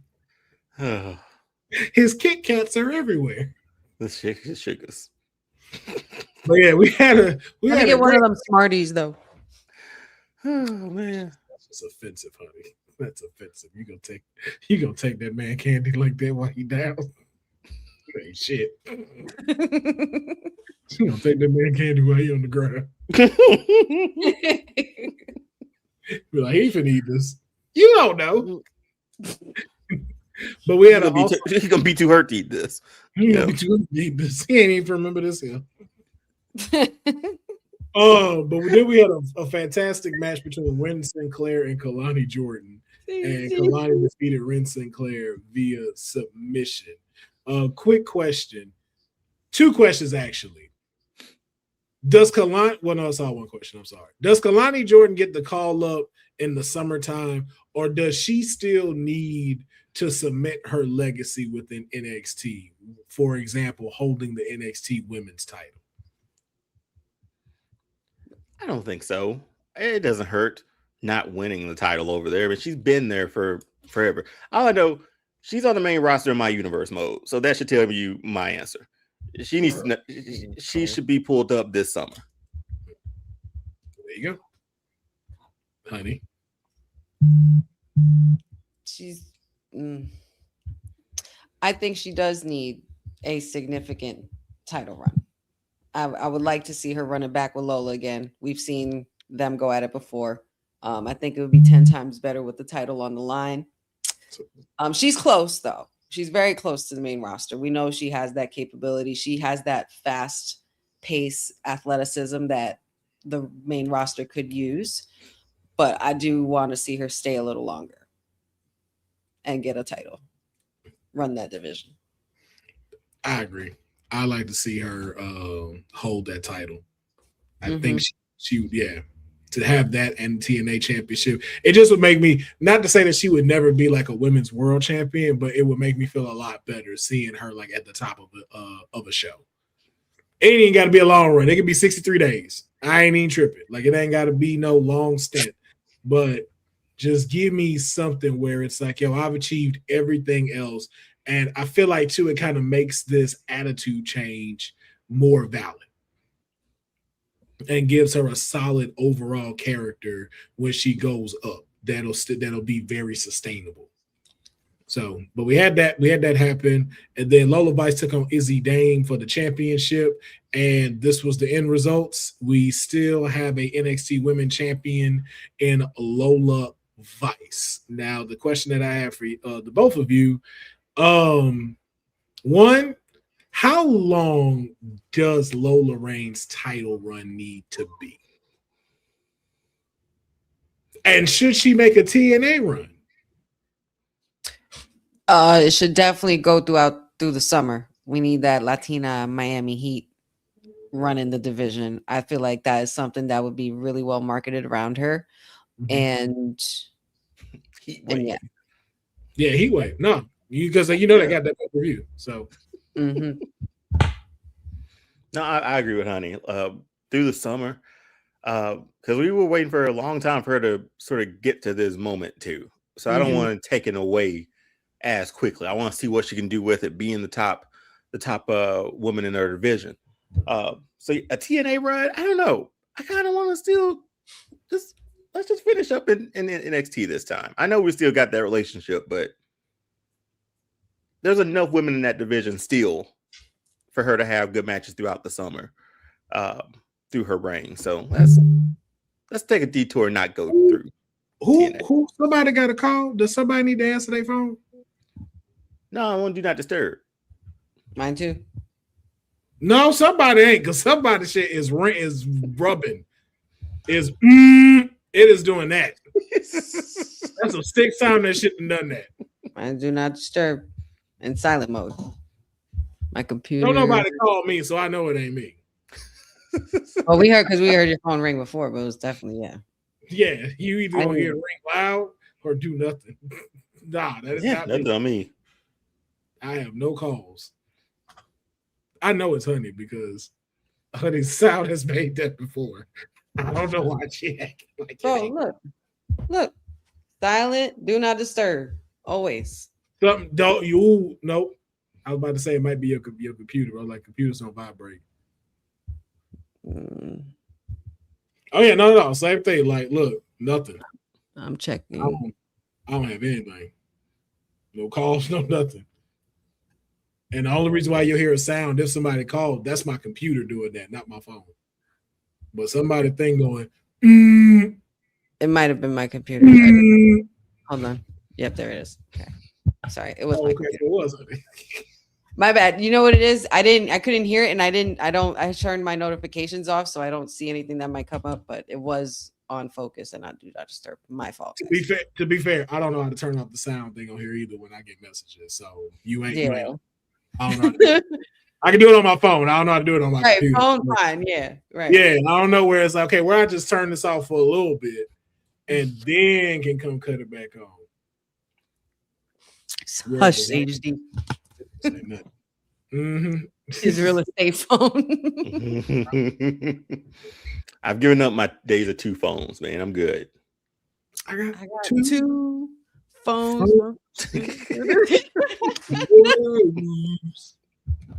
But quickly on the SmackDown, we don't really have too much as far as the SmackDown preview is concerned, which is also concerning that there's no previews out yet, but that's something for WWE. But just a quick thing, we got our Trick versus Melo match, although it did end in some controversy. I hope this is going to be a continued rivalry between these two that lead us to something great. Something great. I don't know if it's ties into King of the Ring or anything like that, but I'm glad to see these two working with one another, and it's always a treat to see it, especially where they are now. And then we had Chelsea Green's new best friend, my client, Tiffany Stratton, taking on Lash Legend for the United States Championship. And due to Chelsea Green's interference, my client held on to the title. Now, here's my question for y'all just real quick. Are we utilizing Chelsea by still keeping her within the U.S. Championship picture? Or should she be eyeing the Women's WWE Championship?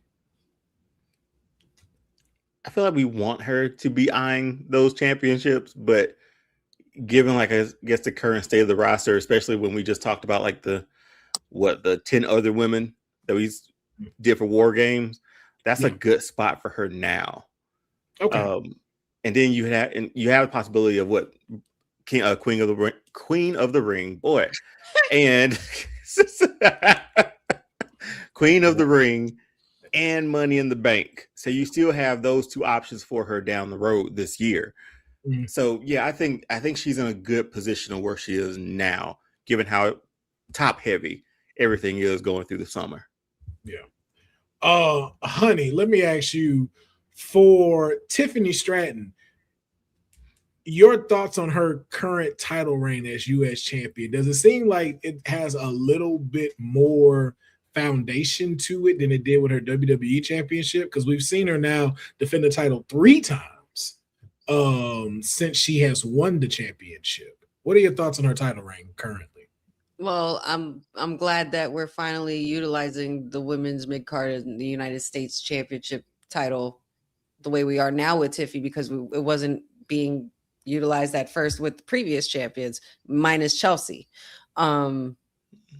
It was stagnant. You know, it wasn't as consistent while Julia was champ, only because it was like she was here 1 week, gone more weeks, and she was only around for a certain amount of time, or she was just on TV backstage and they were having her work as a tag team as opposed to defending the title.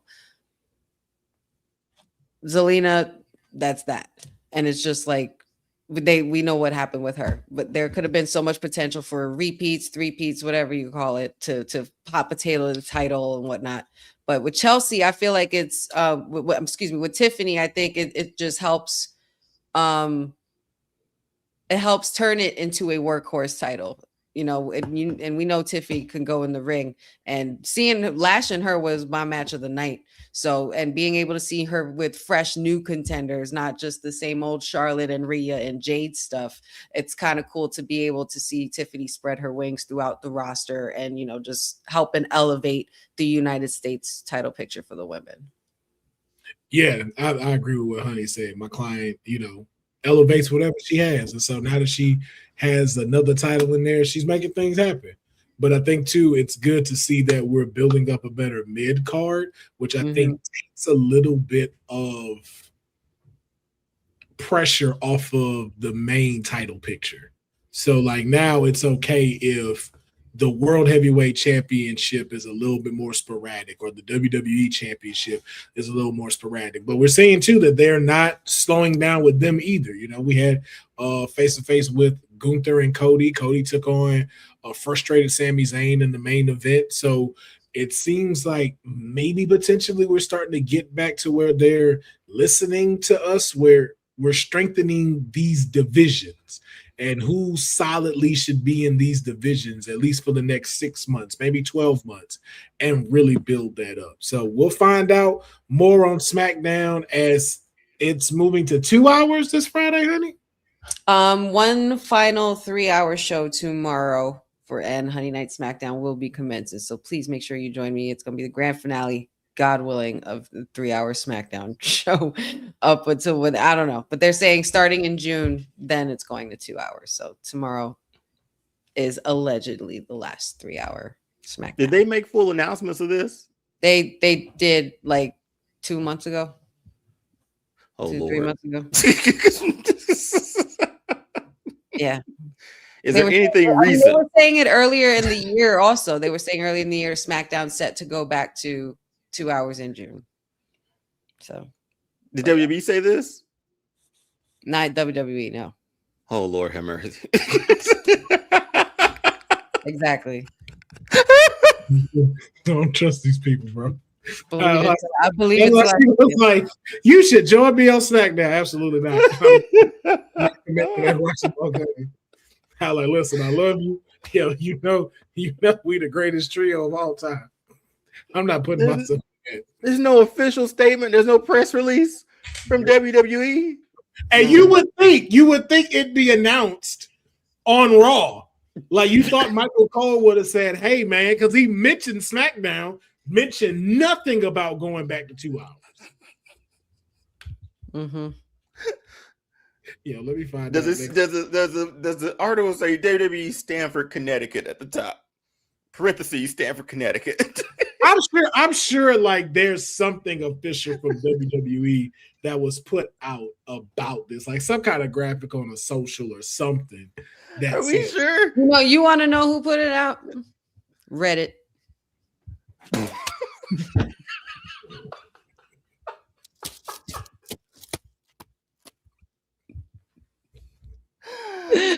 Be sure to join Friday Night SmackDown for 3 hours. On the continued 3-hour runs in the summer. Already. Because you know what's messed up? Like I really started backtracking. Like, yo, nah, I've seen that said somewhere, right? And then the more I kept thinking about it, it's like, yo, you know who told me that? Honey said that. I didn't see that nowhere else. Honey, there's been other places I've said it though. Yahoo Sports and like other places. That's why I'm like, man, I don't want to fully say that that's true, but it's like, I swear you're the only person that said that. But I want to believe that I've seen this posted somewhere that like SmackDown is moving back to 2 hours. Yeah. Still no official tissue statement. But if it don't next week, honey, just know Thursday you are about to not like us. There's going to be at least a good 15-20 minutes where we are making fun of this. Oh, goodness. We already started. Right. Join Honey on the 2 hour. Oh, my fault. Let me. 3 hours. Oh, my goodness. Right. Whether it's 2 hours or 3 hours, it's still always a good time on the Honey Night SmackDown. So just make sure that y'all check it out. Yeah, what the fuck was that? Because he knows.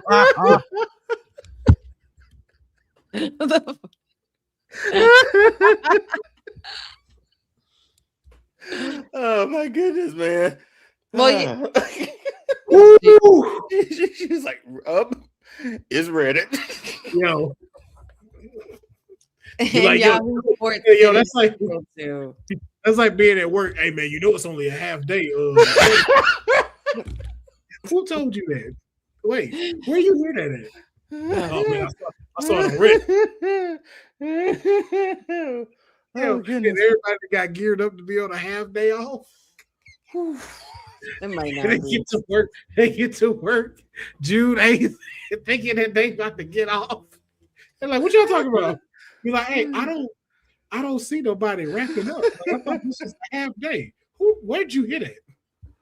Yo, I made plans and everything. They told us because wait, where did we hear that? Oh man. Who? But we gonna see. I'm hoping for the best and that Honey gets back to 2 hours. But if not, if not, then that's exactly what y'all getting from me. 2 hours because I'm done. She said, "I promise you, I ain't gonna be there that first." Watch the final hour by your damn self. Just don't do the first hour. Be like, listen, y'all gonna get hour 2 and 3 from me. That's about it. It's like you got Raw and then Warzone. That's what you could be. Your 1 hour could be. It's like I got Sunday Night Heat and then the pay-per-view after. Yep, that's exactly what that is. Like I don't know, like and shout outs to Courtney, man, because I don't know how she be freaking doing it with AEW and how long they show going. God bless her. Hey, shout out to all of y'all because like I realized with everything I've been like working on lately, with trying to like get situated with content and scheduling and everything like that, man. you know, there comes a time where you just got to be like, hey, you know what? I don't want to do that. And I'm okay with admitting I don't want to do that. I don't like doing watch-alongs. Watch-alongs is not fun for me. Like, the only thing fun about a watch-along is the community. That's it. Half the other time, like, yo, bro, first of all, I don't sit still when I watch stuff. And most of the time when I'm watching stuff, I'm still on my phone. So there's also that. And then it's just like, I feel bad because it's like, for the 26 people that are in here, what do you get if I watch TV? If I really watch TV, I normally watch TV. Like, what you get out of me just being like this?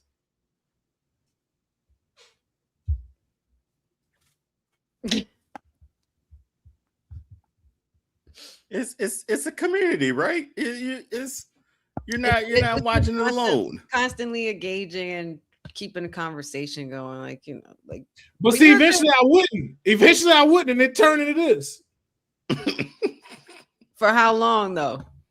It'd be at least about a good 45 minutes before I remember. That's wild. That's crazy. I couldn't. That's what I'm saying. Like, so it's like, yo, like it's difficult to do both for me. Like, it is very difficult for, like, okay, you want me to be entertaining, talk to y'all, but then I'm also supposed to be watching this.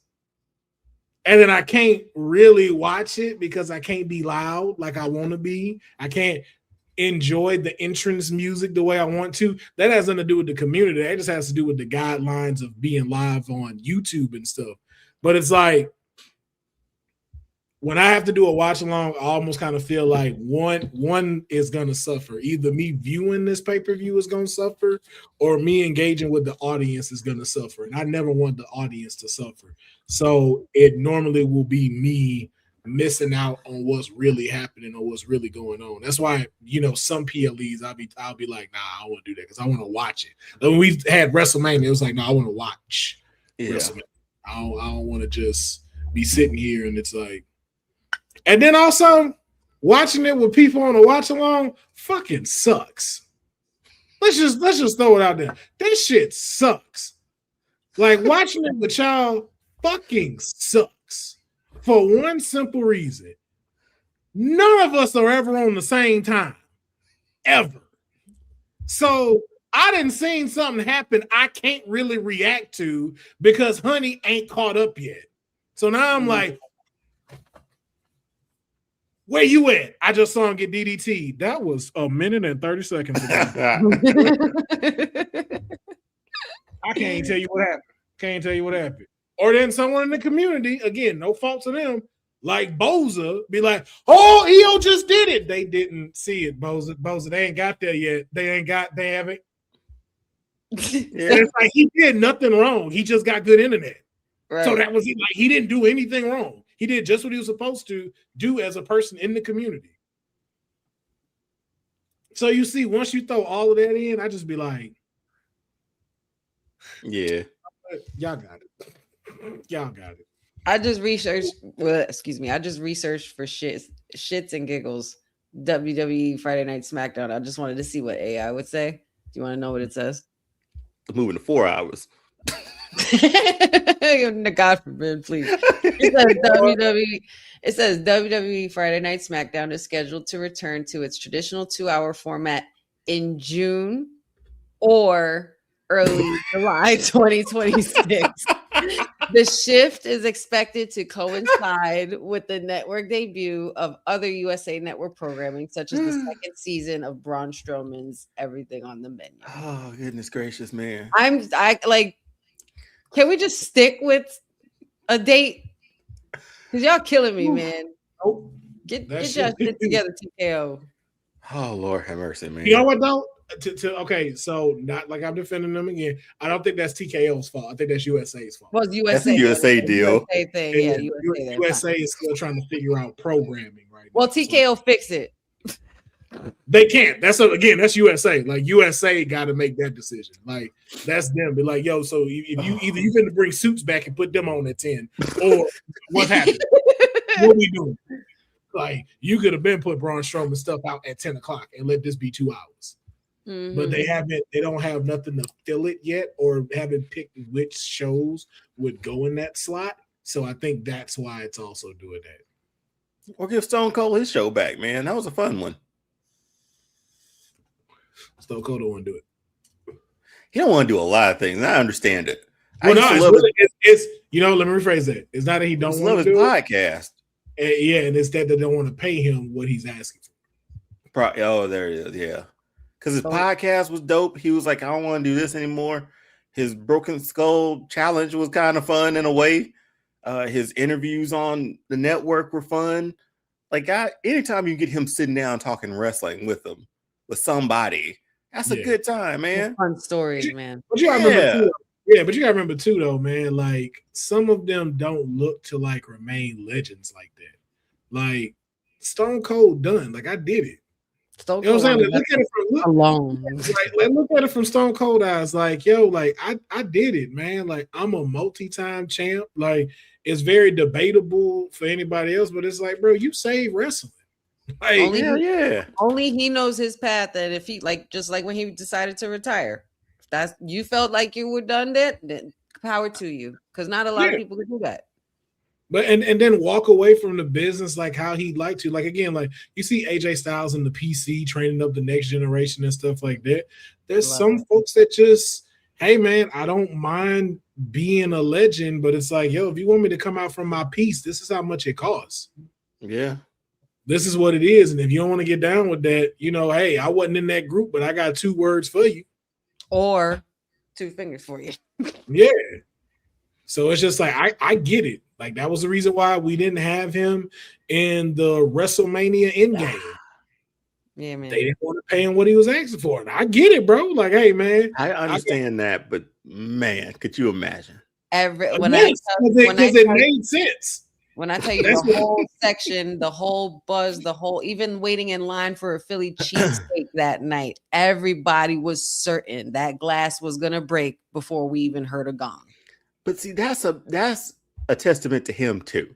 Like Will said, he saved wrestling. Yes. And we still want to see him how many years later? Like, I finally got to be in an arena where the glass hit at 38 both nights. Yeah. I've never heard it. Fucking amazing. So I can imagine. It's everything you want it to be. It's everything. Nothing like I've ever experienced before. Like, not knowing it was happening. Knowing it was happening was different. But then that second night of not knowing it was happening. Oh boy, boy. And that was it, good. Though. You felt it, but you were in it for sure. You felt it, but you were like, oh no. Hey, you know when a person got it? When it can be anywhere, because that's how I felt about him when I heard it and when the Rock's music hit. You thought it would be smaller because it was at NXT. Yo, that whole arena was electrifying. You felt all of that. We was like, yeah. All of our eyes were up. Just my first time seeing The Rock was just before 40 when they were at Barclays the week before, and I was just like, and with the final boss entrance, I was like, holy cow, this is some shit. But I can only imagine Austin and that glass shatter. If there was a glass shatter moment that I'd want to be there for, it probably would have been when he showed up with Shawn and Mick Foley, because that pop was absolutely absurd in Texas. Yeah. But shit, we digress. Yeah. And we still have a lot of show to cover.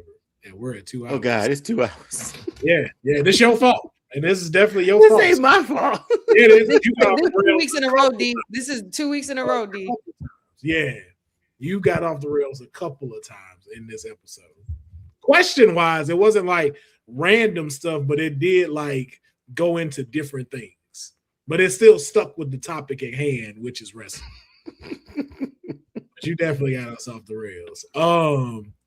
Take it away, honey. So guys, we also have little quick trending news for AAA. We have their 2-week event. They're calling it Noches de los Grandes. Okay, the night of the Grandes. Yeah. We have AAA World Cruiserweight Championship, Laredo Kid and Ray Phoenix. We got an AAA World Tag Team Championship, Pagano and Psycho Clown versus the War Raiders. And then also the Latin American Championship with Hijo de Dr. Wagner Jr. and El Hijo de Fight Kingo. That's crazy to say even that fast. And the 6-woman tag match, Bailey, La Catalina, and Lola Vice versus La Toxicas. I'm not going through the rest of that. That's a dope Bailey render, man. Nah, go through them. Y'all, I'm gonna try without booking it. I'm gonna try without butchering it. Lady Flammer, Maravilla, and La Hiedra. Ain't you Hispanic? I am, but I am Hispanic, but my accent is not. Yeah, my accent is American. I don't speak Spanish a lot. So, but yeah, that sounds pretty Hispanic to me when you say that's a longer story, and I don't have the R roll tongue thing. Like it's like I suck at that. And then, of course, anyway, the main event, which is the match that everybody's. Huh? That's like me being allergic. That's like me being allergic to fried chicken. Like, what you mean? Yeah, you can't have it. So to explain, Jesus Christ. She's like, now I gotta. We gotta get out of here, man. We gotta get out of here eventually. Well, you need me to dissect why I'm not speaking in Spanish, like, or sound Hispanic, or whatever the hell it is. My grandparents spoke Spanish. They didn't speak it to me though. They spoke it to my parents a little bit. That's that. And then you from New York though? What? Ain't you from New York? Wasn't you hanging around the Boricuas? Yeah, but I wasn't speaking Spanish. I just don't speak Spanish. I just don't. I understand it better than I can speak it. It's not my cup of tea. But you sound Spanish when you were saying this. That's what I'm saying. Like, because you have to put your accent a certain way. Like, it's there. That's what I'm saying. Like, you making it sound like, yo. Like, I just mean I'm not fluid. I'm not like fluid. You gotta be fluid to. How's the best way to say this? There's only one way I know how to, like, this may be a TK bad analogy, but it's like how black people know how to say nigger right. Like, where it just don't sound bad, where it's just like, yo, blackness know how to say this. Yes. Basically, yeah. You know how to say it. And it's like, you would say, like, when you said Nochos Dos Grandes, I was like, it's right there, it's there. So I don't know why you say it. I just wanted to make sure I do my people's proud. I don't want my no, you were. That's why I was like, but that was the whole point. Like when you said I'm a butcher, I was like, why would you butcher it? Like you stuck the landing with the names and the rest of them. Well, thank you. I feel like I personally sound crazy when I try to talk, like when I speak in Spanish. You've heard me say this shit, so you know what crazy sound like. But regardless, y'all better stop in the chat. I can't with y'all. The main event, and this is for week 1 because there's going to be 2 weeks. The 6-woman tag match is set for week 2 in the week of June 6th, but more matches need to be named for that. But the main event match is El Grande Americano versus the original El Grande Americano. And that's it. I mean, should have been at WrestleMania. It should have been. Because, I mean, you know, if we look, Muhammad Ali versus Joe Frazier. I don't know too many other sports. But if you think of like the top sports matches of all time, the picture even shows it. Like this is what it. We didn't get to see Muhammad Ali beat up Joe Frazier. We weren't here for that. I was still in my daddy testicles when that happened. When Mike Tyson was in his prime and he bit Evander Holyfield's ear, I was just learning how to say my ABCs. But these were defining moments in sports history. And we are now getting to be able to be a part of it. Do y'all understand 50 years from now, they're going to talk about this. And we are we are experiencing. Man, listen, it's so much red, white, and blue and stars everywhere running around right now. I got Stars and Stripes cookies downstairs for this. You know the ones with the little fucked up little dough stuff where it make your mouth real dry. But again, I had to represent because of the Los Grandes. Like this is like if Jesus and Buddha got in the ring together. Okay. You got that, then El Grande Americano. And not to be that person, but I'm gonna throw it out there. The El Grandes might main event out of the two matches. Just saying. It should. I mean, it has to. It's in the title. Like it's I feel like it's Noches the de los them. Grandes. Like this night is literally built around them, them. Because they know that they should have put this on WrestleMania and they didn't listen to us. But how dope is this for AAA to get though? You know what I mean? Like because it'll be on Fox, right? Like that's where they air, right? Or is this one for YouTube? I believe their AAA stuff is on YouTube. This is YouTube. Like the main, like the PLEs or something. Those are on YouTube, right? Yep. The main week show is like on Fox. So yeah, I guess this should be on YouTube, but that's huge for them, man. To be able to watch this for free on YouTube, the match that should have happened at WrestleMania gives AAA a good rub if you haven't seen them before, or you've been keeping up with these two. Well, both El Grandes. It's cool with them. Yes, we would have loved that WrestleMania, grandest stage of it all, but would we really like that WrestleMania this year? If it was on night two, yeah.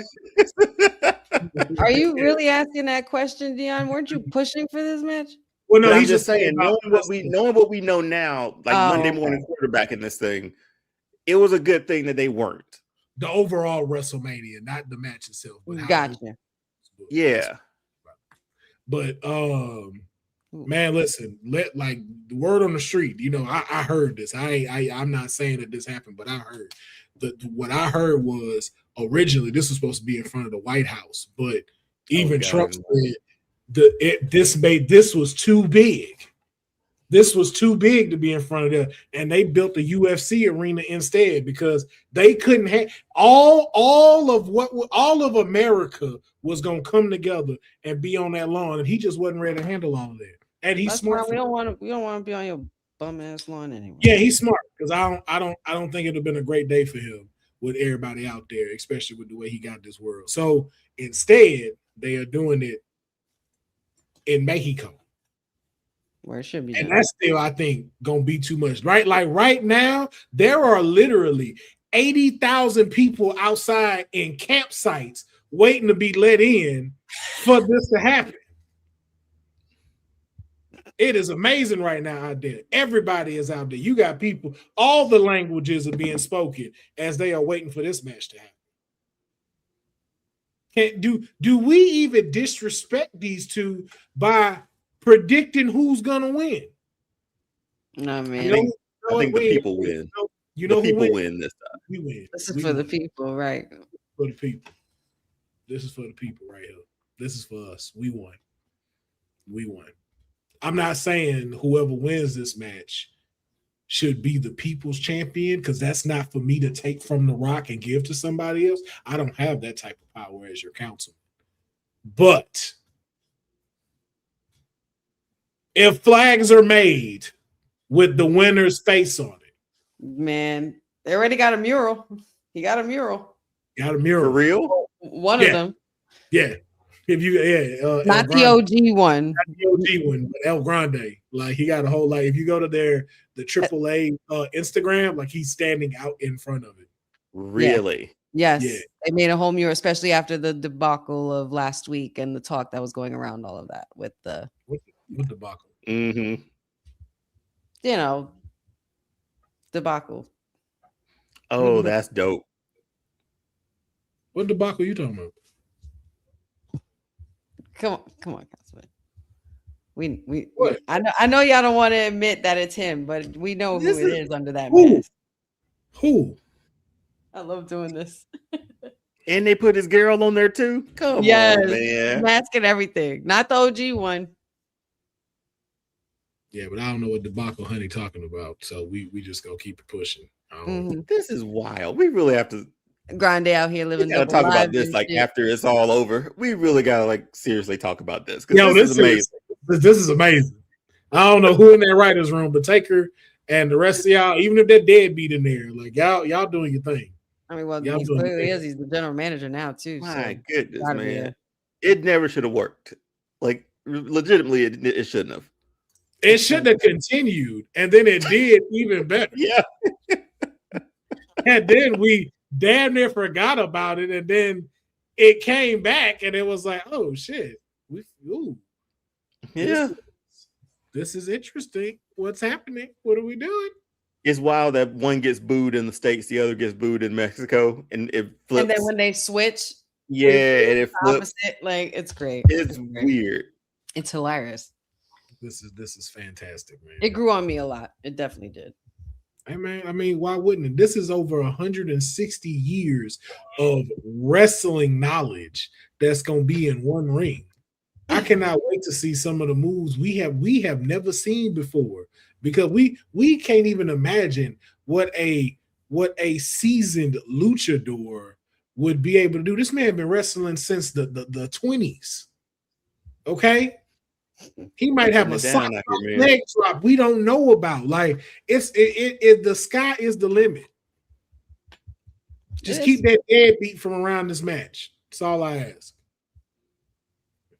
People that don't pay their child support or support their children should not participate in one of the greatest matches in the last 25 years of wrestling.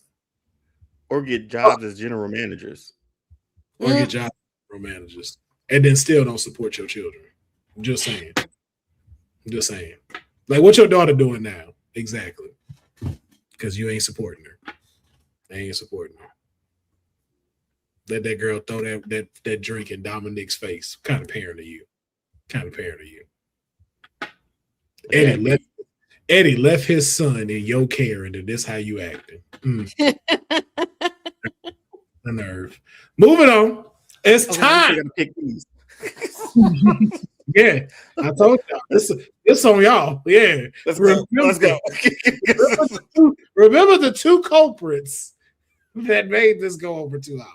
But we can get through this one pretty fast. And then we will save Kayfabe Unreal, Liv Morgan's run, for another episode. Then that way, Deonne gets to write a little bit more notes about it, get it situated, and we can make it a little bit more fun.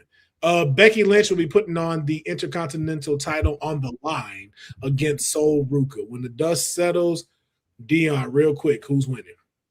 Title change. Sol for the win. Honey, who you got? Y'all not going to like me for this, but Becky's retaining. I'm going to dream a little dream, and I'm going to say Sol is going to snatch the soul from Becky Lynch.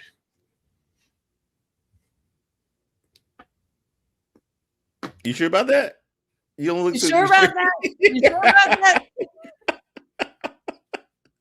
With some good editing, it could be done. You know. You said it already. Keep going. Next one. Next up, the WWE Championship is on the line. Rhea Ripley defends her title against Jade Cargill. When these two juggernauts have brought the entire arena down, who will be standing tall holding the WWE Championship? Honey, let's start with you.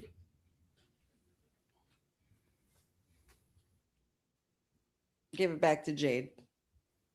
Deonne, your choice. Another title change. Give it to Jade. I just think about title change. LA Knight, title change. I just thought about all my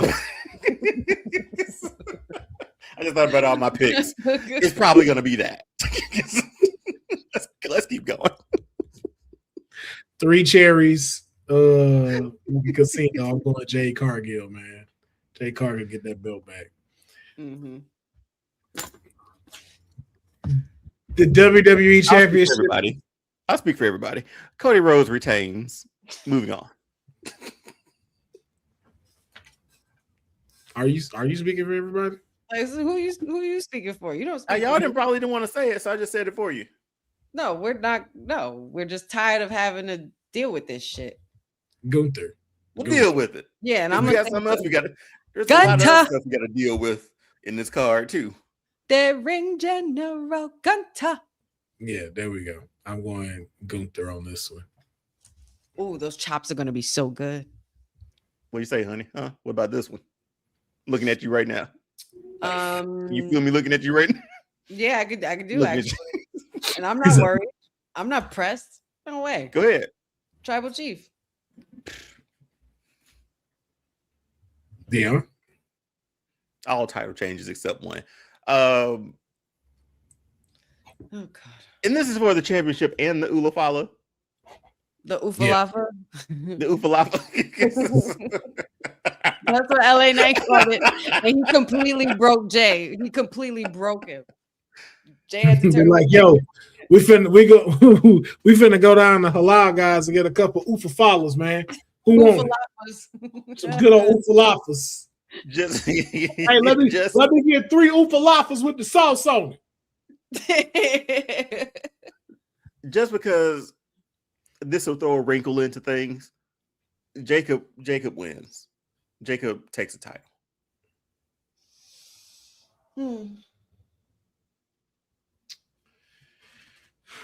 Put your one up, Will. Come on. He doesn't do that anymore. He can. That's all he someone pulls like, that's what he's gonna do all that. That's what he's gonna do after he loses. Hey, that'd be have her to do all that, man. You know, like how those babies, when they put the Pokemons down the first 3 to see where they crawl to, that actually would be a great video. One for the tribal chief and then one for the werewolf. Where the baby come to. That would be a great video. Whoever watches this, if you got a kid, shoot that and then tag Kayfabe in it. Man, at this point, man, I'm gonna have to go with the tribal chief on this one, man. Missed opportunity. It is a missed opportunity. I don't see if this is the main event. I don't see them closing out Clash in Italy like that. But I have never wanted to be more wrong about my pick. Just also throwing it out. Jacob also looks good chasing a title. It just comes off hungrier and more aggressive. Like he's got nothing to lose, everything to gain. So him constantly trying to climb that mountaintop until he finally gets there and has his moment, I feel like that would be worth the payoff by the time we do get there.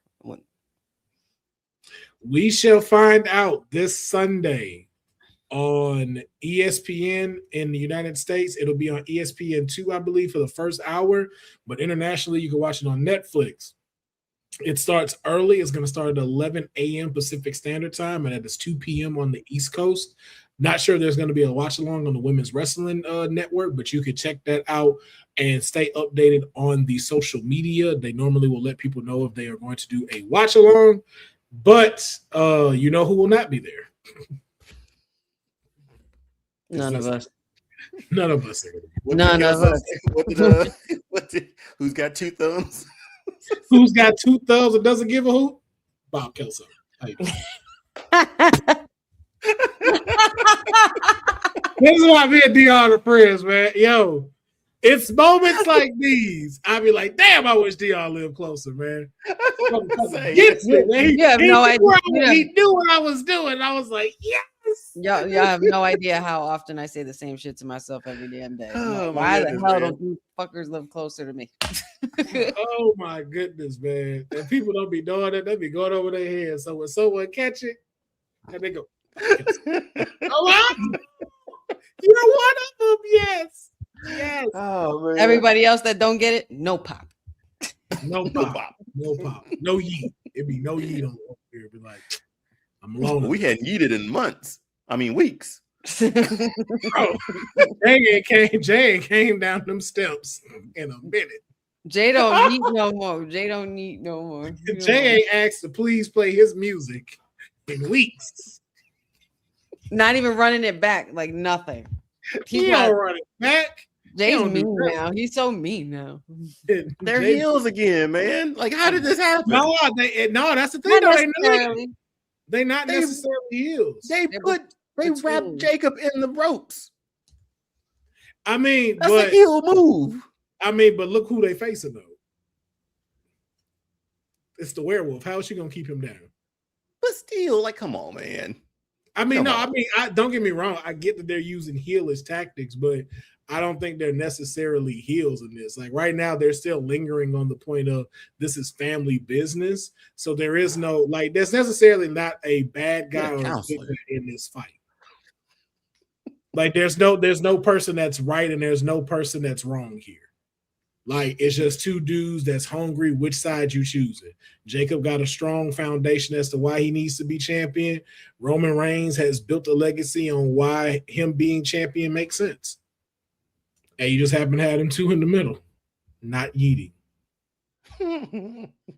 So I forgot we have this. God, this is recently added, but Oba versus Brock 2, which definitely lets you know we're getting a 3. Yep. You put a number behind it. Yep. Chapter 1, chapter 2, chapter 3. Yeah. I got my client because I'm never gonna go against my client. I'm going Oba. I know I said Brock earlier, but I would love a Triple H Batista situation here where he just can't get him. He just can't beat him. Yeah. And we got one more in at SummerSlam, and he still can't beat him. I ain't gonna lie, I wouldn't mind that, especially if you're talking about him costing them King of the Ring. Yeah. That still works.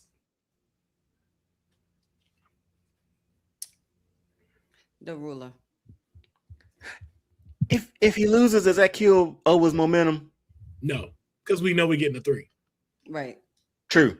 Okay. And like I said, I don't think he's going to beat Oba clean. Just a lovely. It won't be your typical Brock Lesnar. No, destroyed. Yeah. It's gonna be a match again, and it'll be a classic tale, classic trilogy. That's what you know what it'll be like. It'll be Roman versus Jacob at Backlash. You'll get an ending like that, where it's gonna be something that cost Oba the match, not just pure like, oh man, Brock dominated. Like something's gonna cost him the match to lose. I can see that. Yeah, I don't think they let Brock pin him clean. We've seen. Well, let's hope. Now again, I know we've seen it happen, but we've never seen anybody be this intimidating to Brock. Like it's been a while since we've seen Brock look eye to eye. Like Brock, you might want to step out that ring. Like I ain't never thought about that with anybody in the ring with Brock till Oba got in there. And I ain't even saying that for client wise. It's just one of those like, yo, if these two really got in a fight in the bar, I would be concerned for Brock. I would be very, very concerned for Brock. But we'll find out. Then just quickly, Logan Paul torn by tricep. He's gonna be out 6 months. Hell of a scar. Hell of a scar. Surgery was successful, but it is going to take him some time to recover. And they are looking from 6 months to 8 months in recovery for his tricep. We hate to see it at any time with someone getting injured, and especially with what's going on within the division. But we do wish you for a safe and healthy and somewhat speedy recovery. That's Rumble. That is Rumble. So, chill out. You can relax. He's been doing a lot. Use that full 6 months. Use the full thing before you come back. Use that. Yeah. You've earned it. Milk it. Go ahead. That's fine. Milk it. Go do a tour. Go do a movie or something. Or don't.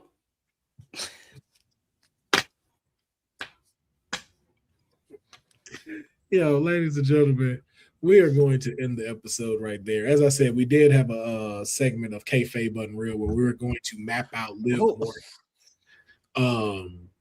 She looked like she's in like the Dungeon of Doom or something right now with the green light. I'm in I'm in my mad scientist room. Yeah. Remember Hogan touched that water? It's cold. Oh my God. Ugh. Ladies and gentlemen, This has been another episode of the Kayfabe Podcast. We would like each and every one of you to join us in telling you thank you for tuning into this episode. Deonne is off the rails again. But we want to thank each and every single one of y'all for checking this out. We will be here next week.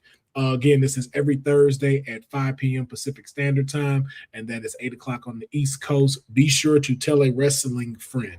If you are watching this and you're a part of this community, hey, tell them Thursdays, come jump in with this. We have great conversations. We'd love to have you here and continue moving forward with this. We'll try to get some more content pumped out to y'all, and maybe have a special guest next week. Maybe might have a special guest. We just gotta tune in.